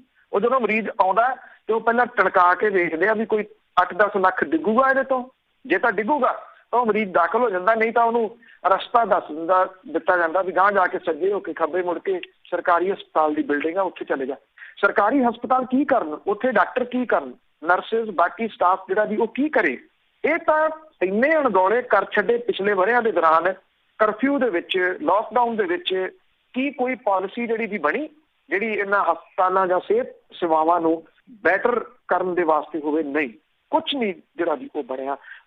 ਜਸਟ ਜਿਹੜਾ ਵੀ ਜਿਵੇਂ ਕਈਆਂ ਚੈਨਲਾਂ ਦੇ ਉੱਤੇ ਜੋਤਸ਼ੀ ਨਹੀਂ ਬੈਠੇ ਹੁੰਦੇ ਫੜ ਕੇ ਪੇਪਰ ਦੇ ਵੀ ਆਹ ਫਲਾਣੇ ਨੂੰ ਆਹ ਹੋ ਜੂ, ਧਮਕਾਨੇ ਨੂੰ ਆਹ ਹੋ ਜੂ, ਉਸ ਤਰੀਕੇ ਦੇ ਨਾਲ ਪੇਪਰ ਫੜ ਕੇ ਹਫ਼ਤੇ ਬਾਅਦ ਤੁਸੀਂ ਬੈਠ ਜਾਂਦੇ ਹੋ ਔਰ ਇਹ ਕਹਿੰਦੇ ਹੋ ਕਿ ਸਾਰਾ ਕੁਛ ਠੀਕ। ਜੀ ਜੀ ਬਿਲਕੁਲ, ਦੱਸ ਤਾਂ ਰਹੇ ਸਾਰਾ ਕੁਝ ਠੀਕ ਹੈ। ਅੱਗੇ SGPC ਦੀ ਇਹ ਗੱਲ ਕਰੀਏ ਤਾਂ ਉਸਦੇ ਪ੍ਰਧਾਨ ਨੇ ਕਿਹਾ ਕਿ ਸਤਿਕਾਰ ਕਮੇਟੀ ਨੇ ਜੋ ਪਾਵਨ ਸਰੂਪ ਚੱਕੇ ਆ ਉਹਨਾਂ ਤੋਂ ਵੀ ਹਿਸਾਬ ਕਿਤਾਬ ਲਿਆ ਜਾਵੇ। ਦੇਖੋ, ਸਤਿਕਾਰ ਕਮੇਟੀ ਨੇ ਬੇਨਿਯਮੀਆਂ ਕੀਤੀਆਂ ਨੇ, ਬਹੁਤ ਕੀਤੀਆਂ, ਥਾਂ ਦੇ ਉੱਤੇ ਉਹਨਾਂ ਨੇ ਕੀਤੀਆਂ ਨੇ। ਪਿਛਲੇ ਦਿਨਾਂ ਤੋਂ ਤਾਂ ਖਾਸ ਤੌਰ ਦੇ ਉੱਤੇ ਚੱਲਦਾ ਰਿਹਾ ਨਾ ਕਿ ਜਲੰਧਰ ਤੋਂ ਇੱਕ ਜਿਹੜਾ ਬਹੁਤ ਪੁਰਾਤਨ ਸਰੂਪ ਸੀ, ਜਿਹੜਾ ਕਿ ਪਰਿਵਾਰ ਭਾਈ ਤਾਰੂ ਜੀ ਦਾ ਗੁਰਦੁਆਰਾ ਜਿਹੜਾ ਪਾਕਿਸਤਾਨ ਦੇ ਵਿੱਚ ਜਦੋਂ ਉਹ ਉੱਥੋਂ ਉੱਜੜ ਕੇ ਆਏ 1947 ਤੇ ਉਹ ਸਰੂਪ ਨਾਲ ਲੈ ਆਏ ਸੀ। ਇਹ ਜਬਰੀ ਚੁੱਕ ਕੇ ਘਰੋਂ ਲੈ ਗਏ, ਰੌਲਾ ਪਿਆ ਤੇ ਤਾਂ ਹੁਣ ਇਹਨਾਂ ਨੇ ਉਹ ਸਰੂਪ ਵਾਪਸ ਕੀਤਾ। ਕਦੀ SGPC ਨੇ ਇਹਨਾਂ ਨੂੰ ਡੱਕਣ ਦੇ ਯਤਨ ਨਹੀਂ ਕੀਤੇ, ਇਹਨਾਂ ਨੂੰ ਰੋਕਣ ਦੇ ਯਤਨ ਨਹੀਂ ਕੀਤੇ। SGPC ਜਿਹੜੇ ਹੁਣ ਸਰੂਪ ਲਾਪਤਾ ਹੋਏ ਆ ਉਸ ਮਸਲੇ ਦੇ ਉੱਤੇ ਬਹੁਤ ਬੁਰੇ ਤਰੀਕੇ ਦੇ ਨਾਲ ਘਿਰੀ ਪਈ ਹੈ, ਉਹਨੂੰ ਕੋਈ ਰਾਹ ਨਹੀਂ ਲੱਭ ਰਿਹਾ। ਉਹ ਕੋਸ਼ਿਸ਼ ਕਰ ਰਿਹਾ ਕਿ ਕਿਸੇ ਤਰੀਕੇ ਨਾਲ ਇਹ ਮਾਮਲਾ ਇੱਧਰ ਉੱਧਰ ਜਿਹੜਾ ਵੀ ਉਹ ਹੋ ਜਾਵੇ, ਜਾਂ ਤਾਂ ਲੋਕ ਭੁੱਲ ਭੁਲਾ ਜਾਣ ਜਾਂ ਉਹ ਕਿਸੇ ਨਾ ਕਿਸੇ ਤਰੀਕੇ ਨਾਲ ਇਹਨੂੰ ਦੱਬ ਦੇਣ। ਉਹਨਾਂ ਨੂੰ ਇਹ ਪਤਾ ਕਿ ਜੇ ਕਾਨੂੰਨ ਦੇ ਰਾਹੀਂ ਇਹਦੇ ਉੱਤੇ ਕੁਛ ਕੋਸ਼ਿਸ਼ ਕੀਤੀ ਗਈ ਤੇ ਸਾਰੇ ਅੜ ਜਾਣੇ ਉਸ ਮਸਲੇ ਦੇ, ਕਿਉਂਕਿ ਸਰੂਪ ਬਹੁਤ ਜ਼ਿਆਦਾ ਨੇ ਜਿਹੜੇ ਉੱਥੇ ਛਾਪ ਕੇ ਵੇਚੇ ਗਏ ਆ। ਮਤਲਬ ਕਿ ਇਹ ਹਾਲਾਤ ਜਿਹੜੇ ਵੀ ਬਣ ਗਏ, ਦੱਸਦਿਆਂ ਸ਼ਰਮ ਆਉਂਦੀ ਹੈ ਜੀ, ਸੱਚੀ ਪੁੱਛੋ ਤਾਂ, ਕਿ ਜਿਹਨੂੰ ਤੁਸੀਂ ਇੰਨਾ ਕੁਛ ਮੰਨਦੇ ਹੋ ਉਹਦਾ ਸਰੂਪ ਜਦੋਂ ਕੁਛ ਦਮੜਿਆਂ ਦੀ ਖਾਤਰ, ਕੁਛ ਪੈਸਿਆਂ ਦੀ ਖਾਤਰ ਚੁੱਕ ਕੇ ਵੇਚ ਦਿੱਤੇ ਗਏ ਹੋਣ ਤੇ ਫਿਰ ਬਾਕੀ ਪਿੱਛੇ ਕੁਛ ਰਹਿ ਜਾਂਦਾ ਜੀ। ਸਬਜ਼ੀ ਘੁਟਾਲੇ, ਆਟੇ ਘੁਟਾਲੇ, ਉਹ ਤਾਂ ਘੁਟਾਲੇ ਹੀ ਕੁਛ ਨਹੀਂ ਗੇ ਜੀ, ਉਹ ਤਾਂ ਬਹੁਤ ਛੋਟੀਆਂ ਜਿਹੀਆਂ ਚੀਜ਼ਾਂ ਰਹਿ ਜਾਂਦੀਆਂ ਨੇ। ਘਿਓ ਵਾਲਾ ਘੁਟਾਲਾ ਹੋ ਗਿਆ, ਜਿਹੜਾ ਕੜਾਹ ਪ੍ਰਸ਼ਾਦ ਘੁਟਾਲਾ ਹੋ ਗਿਆ। ਮੇਨ ਜਿਹੜਾ ਧੁਰਾ ਤੁਹਾਡਾ, ਤੁਸੀਂ ਤਾਂ ਉਹ ਵੇਚਣ ਤੁਰ ਪਏ, ਉਹ ਵੇਚੀ ਜਾ ਰਹੇ ਹੋ ਤੁਸੀਂ, ਉੱਥੇ ਕੀ ਪਿੱਛੇ ਜਿਹੜਾ ਵੀ ਉਹ ਰਹਿ ਗਿਆ। ਹੁਣ ਕੀ ਹੋਇਆ ਕਿ ਸਤਿਕਾਰ ਕਮੇਟੀ ਤੇ ਦੂਜੇ ਜਿੰਨੇ ਨੇ ਉਹਨਾਂ ਨੇ ਇਹ ਕਿਹਾ ਕਿ 14 ਤਰੀਕ ਨੂੰ ਜਿਹੜਾ ਹਰਿਮੰਦਰ ਸਾਹਿਬ ਜਿਹੜਾ ਮੰਜੀ ਸਾਹਿਬ ਦਾ ਦੀਵਾਨ ਹਾਲ ਹੈ ਉੱਥੇ ਪਹੁੰਚੋ ਸਾਰੇ। ਇਹਦੇ ਵਿੱਚ ਅਕਾਲੀ ਦਲ ਐੜਾ ਵਾਲੇ ਸਿਮਰਨਜੀਤ ਸਿੰਘ ਮਾਨ ਹੋਰਾਂ ਦੇ ਵੀ ਜਿਹੜਾ ਜੀ ਉਹਨਾਂ ਨੇ ਵੀ ਅਪੀਲ ਕੀਤੀ ਆ ਕਿ ਉੱਥੇ ਜਿਹੜਾ ਜੀ ਉਹ ਪਹੁੰਚਿਆ ਜਾਵੇ ਔਰ ਇਕੱਠ ਜਿਹੜਾ ਉਹ ਕੀਤਾ ਜਾਵੇ। ਇਸ ਇਕੱਠ ਤੋਂ ਘਾਬਰੇ ਲੌਂਗੋਵਾਲ ਹੋਰਾਂ ਨੇ ਜਿਹੜੀ ਇੱਕ ਨਵੀਂ ਪ੍ਰਤੀਕਿਰਿਆ ਦੇ ਦਿੱਤੀ। ਕਹਿੰਦੇ ਕਿ ਅਸੀਂ ਪੁਲਿਸ ਕਮਿਸ਼ਨਰ ਨੂੰ ਮੰਗ ਪੱਤਰ ਦਿੱਤਾ ਕਿ ਜਿਹੜੀ ਇਹਦੀ ਜਾਂਚ, ਉੱਚ ਪੱਧਰੀ ਜਾਂਚ ਜਿਹੜੀ ਉਹ ਕੀਤੀ ਜਾਵੇ। ਜਿਹੜੀ ਸਤਿਕਾਰ ਕਮੇਟੀ ਜਿਹੜੇ ਸਰੂਪ ਲੈ ਕੇ ਗਈ, ਉਹਨਾਂ ਦੀ ਮਾਮਲੇ ਦੀ ਜਾਂਚ ਦੇ ਵਾਸਤੇ ਤਾਂ ਤੁਸੀਂ ਮੰਗ ਪੱਤਰ ਦੇ ਰਹੇ ਹੋ, ਇੱਕ ਮੰਗ ਪੱਤਰ 367 ਵਾਲਾ ਵੀ ਦੇ ਆਉਂਦੇ ਵੀ ਇਹਦੀ ਜਿਹੜੀ ਜਾਂਚ ਕੀਤੀ ਜਾਵੇ। ਲੌਂਗੋਵਾਲ ਨੇ ਇਹ ਗੱਲ ਜਿਹੜੀ ਦੀ ਉਹ ਕਹੀ ਕਿ ਕਿਸੇ ਨੂੰ ਵਿਰੋਧ ਪ੍ਰਦਰਸ਼ਨ ਕਰਨ ਦੀ ਪਰਮਿਸ਼ਨ ਨਹੀਂ ਦਿੱਤੀ ਜਾਊਗੀ। ਇਹ ਸਥਾਨ ਕਹਿੰਦੇ ਹਰਿਮੰਦਰ ਸਾਹਿਬ ਸਮੂਹ ਦੇ ਨਾਲ ਸੰਬੰਧਿਤ ਇਤਿਹਾਸਕ ਸਥਾਨ ਹੈ, ਇਹਦੀ ਮਰਿਆਦਾ ਹੈ, ਮਰਿਆਦਾ ਤੁਸੀਂ ਰਹਿਣ ਦਿੱਤੀ ਇੱਥੇ। ਇਹ ਵੀ ਕਿਹਾ ਕਿ ਸ਼੍ਰੋਮਣੀ ਕਮੇਟੀ ਦੇ ਵੱਲੋਂ ਰਿਕਾਰਡ ਦੇ ਵਿੱਚੋਂ ਘਟ ਗਏ ਪਾਵਨ ਸਰੂਪਾਂ ਦੇ ਮਾਮਲੇ ਦੇ ਵਿੱਚ ਜਾਂਚ ਰਿਪੋਰਟ ਦੇ ਆਧਾਰ ਤੇ ਦੋਸ਼ੀਆਂ ਖਿਲਾਫ ਕਾਰਵਾਈ ਜਿਹੜੀ ਆ ਉਹ ਕੀਤੀ ਗਈ। ਕਿੱਥੇ ਕਾਰਵਾਈ ਕੀਤੀ, ਕੀ ਕਾਰਵਾਈ ਕੀਤੀ, ਕੁਛ ਨਹੀਂ ਜਿਹੜਾ ਉਹ ਪਤਾ। ਇਹ ਦੂਜੇ ਪਾਸੇ ਕਹਿ ਰਹੇ ਕਿ ਸਤਿਕਾਰ ਕਮੇਟੀ ਦੇ ਆਗੂਆਂ ਨੂੰ ਉਹਨਾਂ ਨੇ ਸਵਾਲ ਕੀਤਾ ਕਿ ਇਸ ਮਾਮਲੇ ਦੇ ਵਿੱਚ ਸਿਆਸਤ ਕਰਨ ਦੀ ਥਾਂ ਕੌਮ ਨੂੰ ਇਹ ਦੱਸਣ ਕਿ ਜਿਹੜੇ ਪਾਵਨ ਸਰੂਪ ਉਹ ਵੱਖ-ਵੱਖ ਥਾਵਾਂ ਤੋਂ ਚੁੱਕ ਕੇ ਲਿਆਏ ਸੀ ਉਹ ਕਿੱਥੇ ਆ। ਇਸ ਤੋਂ ਇਲਾਵਾ ਨਿਸ਼ਾਨ ਸਾਹਿਬ, ਪਾਲਕੀਆਂ, ਰਮਾਲੇ, ਉਹਦਾ ਹਿਸਾਬ ਵੀ ਸੰਗਤ ਦੇ ਸਾਹਮਣੇ ਜਿਹੜਾ ਵੀ ਉਹ ਰੱਖਣ। ਤੇ ਇਹਦੇ ਸੰਬੰਧੀ ਗਿਆਨੀ ਹਰਪ੍ਰੀਤ ਸਿੰਘ PhD ਹੋਰਾਂ ਨੂੰ ਵੀ ਅਪੀਲ ਉਹਨਾਂ ਨੇ ਕਰਤੀ ਕਿ ਉਹ ਸਤਿਕਾਰ ਕਮੇਟੀ ਦੇ ਕੋਲੋਂ ਇਹਦੇ ਸੰਬੰਧੀ ਹਿਸਾਬ ਜਿਹੜਾ ਵੀ ਉਹ ਲੈਣ। ਜਿਹੜੀ ਇਹ ਵੀ ਕਹਿਤਾ ਕਿ ਜਿਹੜੇ ਸਵਾਲ ਉਠਾ ਰਹੇ ਆ ਉਹ ਸਭਿਅਕ ਦਾਇਰੇ ਦੇ ਵਿੱਚ ਰਹਿ ਕੇ ਸਵਾਲ ਉਠਾਓ, ਬਾਕੀ ਸਾਰਾ ਕੁਝ ਦੂਜੇ ਕਰਨ, ਅਸੀਂ ਜੋ ਕਰਾਂਗੇ ਜੀ ਉਹ ਸਾਰਾ ਕੁਝ ਠੀਕ ਕਰ ਰਹੇ। ਹੈਰਾਨੀ ਵਾਲੀ ਗੱਲ ਇਹ ਹੈ ਜੀ, ਹੈਰਾਨੀ ਵਾਲੀ ਗੱਲ ਇਹ ਹੈ ਕਿ ਇਹ ਲੋਕ ਇਹ ਸਮਝ ਰਹੇ ਆ ਕਿ ਲੋਕਾਂ ਨੂੰ ਕੱਖ ਨਹੀਂ ਪਤਾ, ਜੋ ਅਸੀਂ ਉਹਨਾਂ ਨੂੰ ਕਹੀ ਚੱਲਾਂਗੇ ਉਹੀ ਕੁਝ ਜਿਹੜਾ ਵੀ ਹੋਊਗਾ। ਸ਼੍ਰੋਮਣੀ ਗੁਰਦੁਆਰਾ ਪ੍ਰਬੰਧਕ ਕਮੇਟੀ ਦੇ ਢਾਂਚੇ ਨੂੰ, ਤੁਸੀਂ ਕਹਿ ਲਓ ਕਿ ਸਮੁੱਚੇ ਢਾਂਚੇ ਨੂੰ ਬਰਬਾਦ ਕਰਨ ਦੇ ਵਾਸਤੇ ਹਰ ਯਤਨ ਜਿਹੜੇ ਵੀ ਇਹ ਕਰ ਰਹੇ। ਸਹੀ ਮਾਇਨੇ ਦੇ ਵਿੱਚ ਤਾਂ ਇਹ ਹਾਲਾਤ ਜਿਹੜੇ ਜੀ ਇਹਨਾਂ ਨੇ ਬਣਾਤੇ। ਬਿਲਕੁਲ ਜੀ, ਬਹੁਤ ਦੇਰ ਹੋ ਗਈ ਸੀ, ਲੋਕ ਉੱਠੇ ਨਹੀਂ ਸੀ। ਹੁਣ ਜਿਉਂ ਲੋਕ ਉੱਠਦੇ ਆ ਤਾਂ ਸਭ ਕੁਝ ਹੌਲੀ ਹੌਲੀ ਠੀਕ ਜ਼ਰੂਰ ਹੋਊਗਾ। ਤੇ ਪੰਜਾਬ ਦੇ ਵਿੱਚ ਜੇ ਗੱਲ ਕਰੀਏ ਤਾਂ ਚਫੇਰੇ ਤੋਂ ਭ੍ਰਿਸ਼ਟਾਚਾਰ ਦਾ ਬੋਲਬਾਲਾ, ਦੇਖੋ ਜਿਹੜਾ ਵਿਜੀਲੈਂਸ ਆ ਜੀ, ਉਹਦੇ ਜੇ ਆਪਾਂ ਮਾਮਲਿਆਂ ਦੇ ਗੱਲ ਕਰੀਏ, ਹਾਲਾਂਕਿ ਕਦੀ ਕਿਤੇ ਤੁਸੀਂ ਘੱਟ ਹੀ ਸੁਣਿਆ ਹੋਊਗਾ ਵਿਜੀਲੈਂਸ ਨੇ ਕੋਈ ਭ੍ਰਿਸ਼ਟਾਚਾਰ ਦਾ ਮਾਮਲਾ ਦਰਜ ਕੀਤਾ ਸੀ ਤੇ ਉਸ ਮਾਮਲੇ 'ਚ ਸਜ਼ਾ ਹੋ ਗਈ ਹੈ ਤੇ ਬੰਦੇ ਜਿਹੜੇ ਵੀ ਉਹ ਨੁਕਰੇ ਲੱਗ ਗਏ। ਪਰ ਜਿਹੜਾ ਵੀ ਇਸ ਵੇਲੇ ਕਿਸੇ ਦਫ਼ਤਰ ਤੁਸੀਂ ਚਲੇ ਜਾਓ, ਕਿਸੇ ਜਗ੍ਹਾ ਬਿਨਾਂ ਪੈਸੇ ਤੋਂ ਕੋਈ ਕੰਮ ਨਹੀਂ ਹੁੰਦਾ ਜੀ। ਥਾਣੇ ਜਿਹੜਾ ਵੀ ਉਹ ਇਸ ਵੇਲੇ ਸਭ ਤੋਂ ਵੱਡਾ ਭ੍ਰਿਸ਼ਟਾਚਾਰ ਦਾ ਅੱਡਾ ਬਣੇ ਹੋਏ ਆ। ਗਰੀਬ ਤੋਂ ਗਰੀਬ ਨੂੰ ਨਹੀਂ ਛੱਡਿਆ ਜਾਂਦਾ ਉੱਥੇ, ਮਤਲਬ ਕਿ 100 ਰੁਪਏ ਤੱਕ ਜਿਹੜਾ ਵੀ ਉਹ ਰਿਸ਼ਵਤ ਚੱਲ ਰਹੀ ਆ। ਉਦੋਂ ਉੱਪਰ ਤਾਂ ਕੋਈ ਨੰਬਰ ਹੀ ਨਹੀਂ, ਕੋਈ ਸਿਫਰਾਂ ਹੀ ਮੁੱਕ ਜਾਂਦੀਆਂ ਨੇ ਜਿੱਥੋਂ ਤੱਕ ਰਿਸ਼ਵਤ। ਜਿੱਦਾਂ ਵੱਡਾ ਕੇਸ ਓਡੀ ਵੱਡੀ ਰਿਸ਼ਵਤ। ਔਰ ਵਿਜੀਲੈਂਸ ਜਿਹੜਾ ਵੀ ਉਹ ਕਹਿੰਦਾ ਕਿ ਅਸੀਂ ਸਖਤੀ ਬੜੀ ਜਿਹੜੀ ਵੀ ਉਹ ਵਧਾਤੀ। ਜੁਲਾਈ ਤੇ ਅਗਸਤ ਦੇ ਵਿੱਚ 9 ਜਗ੍ਹਾ ਦੇ ਉੱਤੇ ਛਾਪੇਮਾਰੀ ਜਿਹੜੀ ਉਹ ਕੀਤੀ ਗਈ। 2015 ਤੋਂ ਲੈ ਕੇ ਵਿਜੀਲੈਂਸ ਦੀ ਪਰਫਾਰਮੈਂਸ ਜੇ ਦੇਖੀਏ ਤਾਂ 3 ਸਾਲਾਂ ਦੇ ਵਿੱਚ ਵਿਜੀਲੈਂਸ ਨੇ 159 ਕੇਸ ਦਰਜ ਕੀਤੇ। ਇਹ ਪਤਾ ਨਹੀਂ ਕਿ ਇਹ ਅੰਕੜਾ ਕੀ ਹੈ ਵੀ ਜਦੋਂ 159 ਦੇ ਉੱਤੇ ਕੇਸ ਆ ਜਾਂਦੇ ਫਿਰ ਉਹ ਬੰਦ ਕਰਨ ਦੇ, ਫਿਰ ਉਸ ਤੋਂ ਬਾਅਦ ਇਨਵੈਸਟੀਗੇਸ਼ਨ ਨਹੀਂ ਕਰਦੇ, ਕੋਈ ਮਾਮਲਾ ਦਰਜ ਨਹੀਂ ਦੀਦਾ 3 ਸਾਲਾਂ ਦਾ। 15, 16, 17 ਦੇ ਵਿੱਚ ਜਿਹੜਾ ਵੀ 2020 ਦੇ ਵਿੱਚ ਵਿਜੀਲੈਂਸ ਜਿਹੜਾ ਵੀ ਉਹਨੇ ਤੇਜ਼ੀ ਜ਼ਰੂਰ ਕੁਝ ਫੜੀ ਹੈ। ਟੈਕਸੇਸ਼ਨ ਡਿਪਾਰਟਮੈਂਟ ਦੇ ਵਿੱਚ ਜੁਆਇੰਟ ਕਮਿਸ਼ਨਰ, ਸਹਾਇਕ ਕਮਿਸ਼ਨਰ, ਮੋਬਾਈਲ ਵਿੰਗ, ਇੱਥੇ ETO, ਇਹਨਾਂ ਸਣੇ 20 ਤੋਂ ਜ਼ਿਆਦਾ ਅਧਿਕਾਰੀ ਇੱਕ ਪਰਚੇ ਦੇ ਵਿੱਚ ਸ਼ਾਮਲ ਕੀਤੇ ਗਏ ਆ।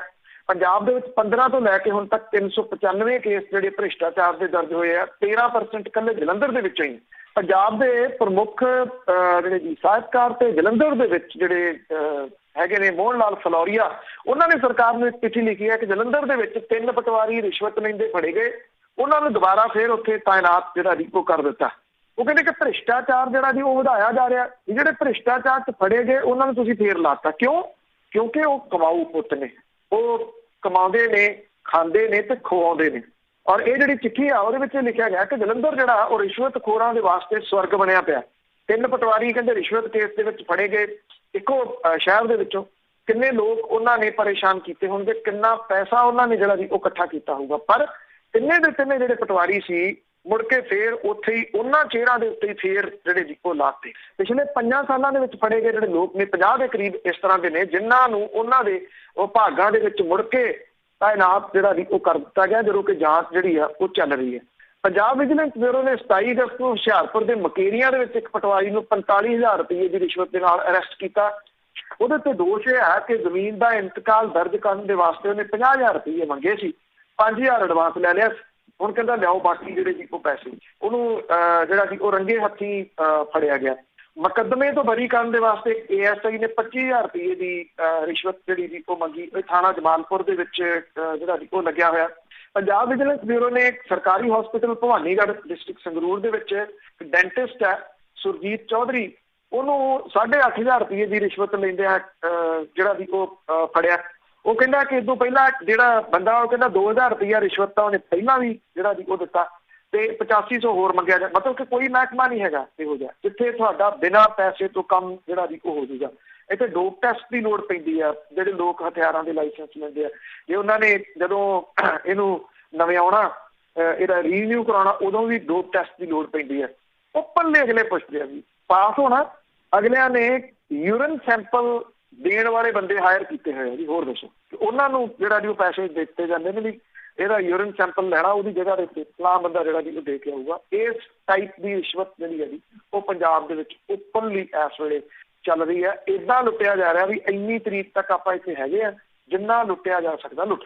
ਬਿਲਕੁਲ ਜੀ, ਕੁੰਡਾ ਜਿੰਦਾ ਜੀ ਕੋਈ ਨਹੀਂ ਹੈਗਾ, ਲੁੱਟਣਾ ਤਾਂ ਉਹਨਾਂ ਨੇ ਆਪੇ ਹੀ ਆ। ਅਖੀਰ ਦੇ ਵਿੱਚ ਗੱਲ ਕਰਦੇ ਹਾਂ ਦਿੱਲੀ ਦੇ ਵਿੱਚ ਝੁੱਗੀਆਂ ਦੀ, ਉਹਨਾਂ ਦੇ ਉੱਤੇ ਵੀ ਅਦਾਲਤੀ ਤਲਵਾਰ ਲਟਕੀ। ਬਿਲਕੁਲ ਜੀ, ਐਕਚੁਅਲੀ ਇਹ ਜਿਹੜੀਆਂ ਝੁੱਗੀ ਝੌਂਪੜੀ ਵਾਲੇ ਨੇ ਸਭ ਨੂੰ ਪਤਾ ਜੀ ਕਿ ਦਿੱਲੀ ਦੇ ਵਿੱਚ ਕਿੰਨੀਆਂ ਝੁੱਗੀਆਂ ਜਿਹੜੀਆਂ ਜੀ ਇਹ ਹੈਗੀਆਂ ਨੇ। ਕੋਈ 4 ਲੱਖ ਦੇ ਤੋਂ ਜ਼ਿਆਦਾ ਝੁੱਗੀਆਂ ਕਈਆਂ ਜਾ ਰਹੀਆਂ ਨੇ ਔਰ ਇਹਨਾਂ ਦੇ ਵਿੱਚ ਰਹਿਣ ਵਾਲੇ ਜਿਹੜੇ ਲੋਕ ਨੇ 20 ਲੱਖ ਤੋਂ ਜ਼ਿਆਦਾ ਇਹਨਾਂ ਦੀ ਗਿਣਤੀ ਹੈ। ਵੱਡਾ ਵੋਟ ਬੈਂਕ ਨੇ ਸਿਆਸੀ ਪਾਰਟੀਆਂ ਦੇ ਵਾਸਤੇ। ਸਿਆਸੀ ਪਾਰਟੀਆਂ ਇਹਨਾਂ ਦੇ ਉੱਤੇ ਸਿਆਸਤ ਹੀ ਜਿਹੜੀਆਂ ਉਹ ਕਰਦੀਆਂ ਰਹੀਆਂ ਨੇ। ਹੁਣ ਕੀ ਹੋਇਆ ਕਿ ਪਿਛਲੇ ਦਿਨੀ ਸੁਪਰੀਮ ਕੋਰਟ ਦੇ ਰਿਟਾਇਰਡ ਹੋਏ ਜੱਜ ਜਿਹੜੇ ਨੇ ਉਹ ਇਹ ਲਿਖ ਗਏ ਕਿ ਇਹ ਝੁੱਗੀਆਂ ਢਾਹ ਦਿਓ ਸਾਰੀਆਂ। ਇਹ ਵੀ ਕਹਿ ਗਏ ਕਿ ਕੋਈ ਅਦਾਲਤ ਇਸ ਮਾਮਲੇ ਦੇ ਉੱਤੇ ਸੁਣਵਾਈ ਨਹੀਂ ਕਰੂਗੀ। ਹੇਠਲੀ ਅਦਾਲਤ ਕੋਈ ਇਹਦੇ ਉੱਤੇ ਸਟੇ ਨਹੀਂ ਦਊਗੀ। ਇਹ ਉਹ ਆਪਣੇ ਫੈਸਲੇ ਦੇ ਵਿੱਚ ਲਿਖ ਗਏ। ਇਹਨੂੰ ਲੈ ਕੇ ਇੱਕ ਵੱਡਾ ਰੌਲਾ ਰੱਪਾ ਜਿਹੜਾ ਵੀ ਉਹ ਚੱਲਣਾ ਸ਼ੁਰੂ ਹੋ ਗਿਆ ਕਿ ਇਹ ਕਿੱਥੇ ਜਾਣਗੇ ਝੁੱਗੀਆਂ ਵਾਲੇ। ਜਾਂ ਤਾਂ ਆਪਣੇ ਫੈਸਲੇ ਦੇ ਵਿੱਚ ਉਹ ਇਹ ਵੀ ਲਿਖਣ ਜਾਂ ਲਿਖ ਦੇ 70 ਸਾਲਾਂ ਤੋਂ ਇਹੀ ਜਿਹੜੇ ਸੁਣਦੇ ਆ ਰਹੇ ਨੇ ਕਿ ਇਹ ਜਿਹੜੇ ਸਲਮ ਏਰੀਆ ਨੇ ਝੁੱਗੀਆਂ ਜਿਹੜੀਆਂ ਨੇ ਉਹਨਾਂ ਨੂੰ ਨਵੇਂ ਮਕਾਨ ਜਿਹੜੇ ਜੀ ਉਹ ਬਣਾ ਕੇ ਦੇਵਾਂਗੇ ਜਾਂ ਕਿਸੇ ਜਗ੍ਹਾ ਦੇ ਉੱਤੇ ਤੁਸੀਂ ਕਿਤੇ ਤਾਂ ਉਹਨਾਂ ਨੂੰ ਰੱਖੋਗੇ ਨਾ। 20 ਲੱਖ ਜਿਵੇਂ ਕਿਹਾ ਕਿ 20 ਲੱਖ ਦੀ ਗਿਣਤੀ ਉਹਨਾਂ ਦੇ ਬੱਚੇ ਨੇ, ਛੋਟੇ ਛੋਟੇ ਜਿਹੜੇ ਉਹ ਪੜ੍ਹਦੇ ਨੇ, ਉਹਨਾਂ ਦਾ ਭਵਿੱਖ ਕੋਈ ਨਹੀਂ ਗਾ। ਉਹਨਾਂ ਨੂੰ ਤੁਸੀਂ ਕਿੱਥੇ ਜਿਹੜਾ ਜੀ ਉਹ ਲੈ ਕੇ ਜਾਓਗੇ। ਇਹ ਜਿਹੜੀਆਂ ਝੁੱਗੀਆਂ ਨੇ ਜ਼ਿਆਦੀਆਂ ਇਹ ਰੇਲ ਲਾਈਨ ਦੇ ਕੰਢਿਆਂ ਦੇ ਉੱਤੇ ਵਸੀਆਂ ਨੇ। ਝੁੱਗੀਆਂ ਤੋੜਨ ਦੇ ਆਦੇਸ਼ ਦੇ ਨਾਲ ਜਿਹੜਾ ਸੀਗੇ ਜਿਹੜੇ ਰਿਟਾਇਰ ਹੋ ਗਏ ਜੱਜ, ਉਹਨਾਂ ਨੇ union of India the case ਜਿਹੜਾ ਸੀ ਇਹਦੀ ਸੁਣਵਾਈ ਕਰਦਿਆਂ ਹੋਇਆ ਇਹ ਗੱਲ ਜਿਹੜੀ ਵੀ ਕਹੀ ਕਿ ਦਿੱਲੀ ਦੇ ਵਿੱਚ ਰੇਲਵੇ ਦੀ 140 ਕਿਲੋਮੀਟਰ ਲੰਬੀ ਲਾਈਨ ਨੂੰ ਸੇਫਟੀ ਜ਼ੋਨ ਬਣਾਇਆ ਜਾਵੇ। 3 ਮਹੀਨਿਆਂ ਦੇ ਅੰਦਰ ਅੰਦਰ ਕਹਿੰਦੇ ਸਾਰੀਆਂ ਝੁੱਗੀਆਂ ਜਿਹੜੀਆਂ ਜੀ ਇਹ ਤੋੜ ਦਿਓ, ਕੋਈ ਹੇਠਲੀ ਅਦਾਲਤ ਇਹਨੂੰ ਸੁਣੇ ਨਾ। ਇਹ ਸੇਫਟੀ ਜ਼ੋਨ ਦੇ ਵਿੱਚ ਆਉਣ ਵਾਲੀਆਂ 48,000 ਝੁੱਗੀਆਂ ਨੂੰ ਤੋੜਨ ਦੇ ਹੁਕਮ ਜਿਹੜੇ ਆ ਜੀ ਉਹ ਹੋਏ। ਇਹ ਕਿਹਾ ਕਿ ਇਹਦੇ ਵਿੱਚ ਕੋਈ ਰਾਜਨੀਤੀ ਨਾ ਹੋਵੇ, ਕੋਈ ਰਾਜਨੀਤਿਕ ਦਖਲ ਨਾ ਹੋਵੇ, ਕੋਈ ਹੇਠਲੀ ਅਦਾਲਤ ਜਿਹੜੀ ਆ ਜੀ ਉਹ ਸੁਣੇ ਨਾ। ਝੁੱਗੀਆਂ ਦੇ ਵਿੱਚ ਰਹਿਣ ਵਾਲੇ ਜਿਹੜੇ ਲੋਕ ਨੇ ਉਹਨਾਂ ਨੂੰ ਜਿਹੜਾ ਜੀ ਲੱਖਾਂ ਲੋਕ ਜਿਹੜੇ ਨੇ ਉਹਨਾਂ ਨੂੰ ਤੇ ਦਿੱਲੀ ਸਰਕਾਰ ਨੂੰ ਜਿਹੜਾ ਜੀ ਇਹਦੇ ਵਾਸਤੇ ਹੈਰਤ ਦੇ ਵਿੱਚ ਪਾਤਾ ਇਸ ਫੈਸਲੇ ਕਿ ਇਹਦਾ ਕੀਤਾ ਕੀ ਜਾਵੇ। ਮਾਮਲਾ ਸੁਪਰੀਮ ਕੋਰਟ ਦਾ, ਕੋਈ ਖੁੱਲ੍ਹ ਕੇ ਬੋਲ ਨਹੀਂ ਸਕਦਾ। ਉਹਦੇ ਅਗੇਂਸਟ ਕੰਟੈਂਪਟ ਆਫ ਕੋਰਟ ਹੋ ਜਾਊਗਾ ਜੇ ਕੋਈ ਜਿਹੜਾ ਜੀ ਉਹ ਬੋਲੂਗਾ। ਜਿਹੜੇ ਜਿੱਥੇ ਤੱਕ ਝੁੱਗੀਆਂ ਵਾਲੀ ਗੱਲ ਹੈ, ਇਹ ਸਫਾਈ ਜਾਂ ਸੇਫਟੀ ਜ਼ੋਨ ਤਾਂ ਜਿਹੜੇ ਉਹ ਬਣਨੇ ਚਾਹੀਦੇ ਆ। ਪਰ ਸਵਾਲ ਸਭ ਤੋਂ ਵੱਡਾ ਇਹ ਆ ਕਿ ਇੱਕ ਵੱਡਾ ਵੋਟ ਬੈਂਕ ਜਿਹੜੇ ਇਹ ਲੋਕ ਨੇ ਇਹਨਾਂ ਦੇ ਵਸੇਵੇ ਦੇ ਵਾਸਤੇ ਜਿਹੜਾ ਜੀ ਉਹ ਕੀ ਕੀਤਾ ਜਾਊਗਾ ਜਾਂ ਕੀ ਕੀਤਾ ਗਿਆ ਹੁਣ ਤੱਕ ਇੰਨੇ ਸਾਲਾਂ ਦੇ ਵਿੱਚ, ਇਹ ਸਭ ਤੋਂ ਵੱਡਾ ਜਿਹੜਾ ਜੀ ਉਹ ਸਵਾਲ ਹੈ। ਉਮੀਦ ਹੈ ਉਹਦੇ ਦਿਨਾਂ ਦੇ ਦੌਰਾਨ ਦਿੱਲੀ ਦੇ ਵਿੱਚ ਇਹਦੇ ਉੱਤੇ ਇੱਕ ਵੱਡੀ ਸਿਆਸਤ ਹੋਣ ਵਾਲੀ। ਬਿਲਕੁਲ ਜੀ, ਇਹ ਮਾਮਲਾ ਹੀ ਸਿਆਸਤੀ ਆ। ਬਹੁਤ ਬਹੁਤ ਧੰਨਵਾਦ ਬਲਤੇਜ ਪੰਨੂ ਜੀ। ਮਿਹਰਬਾਨੀ ਜੀ, ਧੰਨਵਾਦ ਜੀ, ਸਤਿ ਸ਼੍ਰੀ ਅਕਾਲ। ਸਤਿ ਸ਼੍ਰੀ ਅਕਾਲ ਜੀ। ਤੇ ਸਰੋਤੇ ਸਨ ਬਲਤੇਜ ਪੰਨੂ ਜੀ, ਸਾਡੇ ਨਾਲ ਜੁੜਦੇ ਨੇ, ਕਰਦੇ ਨੇ ਖਬਰਾਂ। ਅਤੇ ਤੁਸੀਂ ਇਹਨਾਂ ਖਬਰਾਂ ਨੂੰ ਜੇ ਮਿਸ ਕਰ ਜਾਂਦੇ ਆ ਤਾਂ YouTube ਦੇ ਉੱਤੇ ਵੀ ਸੁਣ ਸਕਦੇ ਹਾਂ ਅਤੇ ਉਸ ਨੂੰ ਸਬਸਕ੍ਰਾਈਬ ਵੀ ਕਰ ਸਕਦੇ ਹਾਂ। ਅਤੇ ਹੁਣ ਇਸੇ ਦੇ ਨਾਲ ਅੱਜ ਦਾ ਬੁਲਟਨ ਇੱਥੇ ਸਮਾਪਤ। ਬਲਵਿੰਦਰ ਕੌਰ ਵੱਲੋਂ ਆਪ ਸਭ ਨੂੰ ਪਿਆਰ ਭਰੀ ਸਤਿ ਸ਼੍ਰੀ ਅਕਾਲ।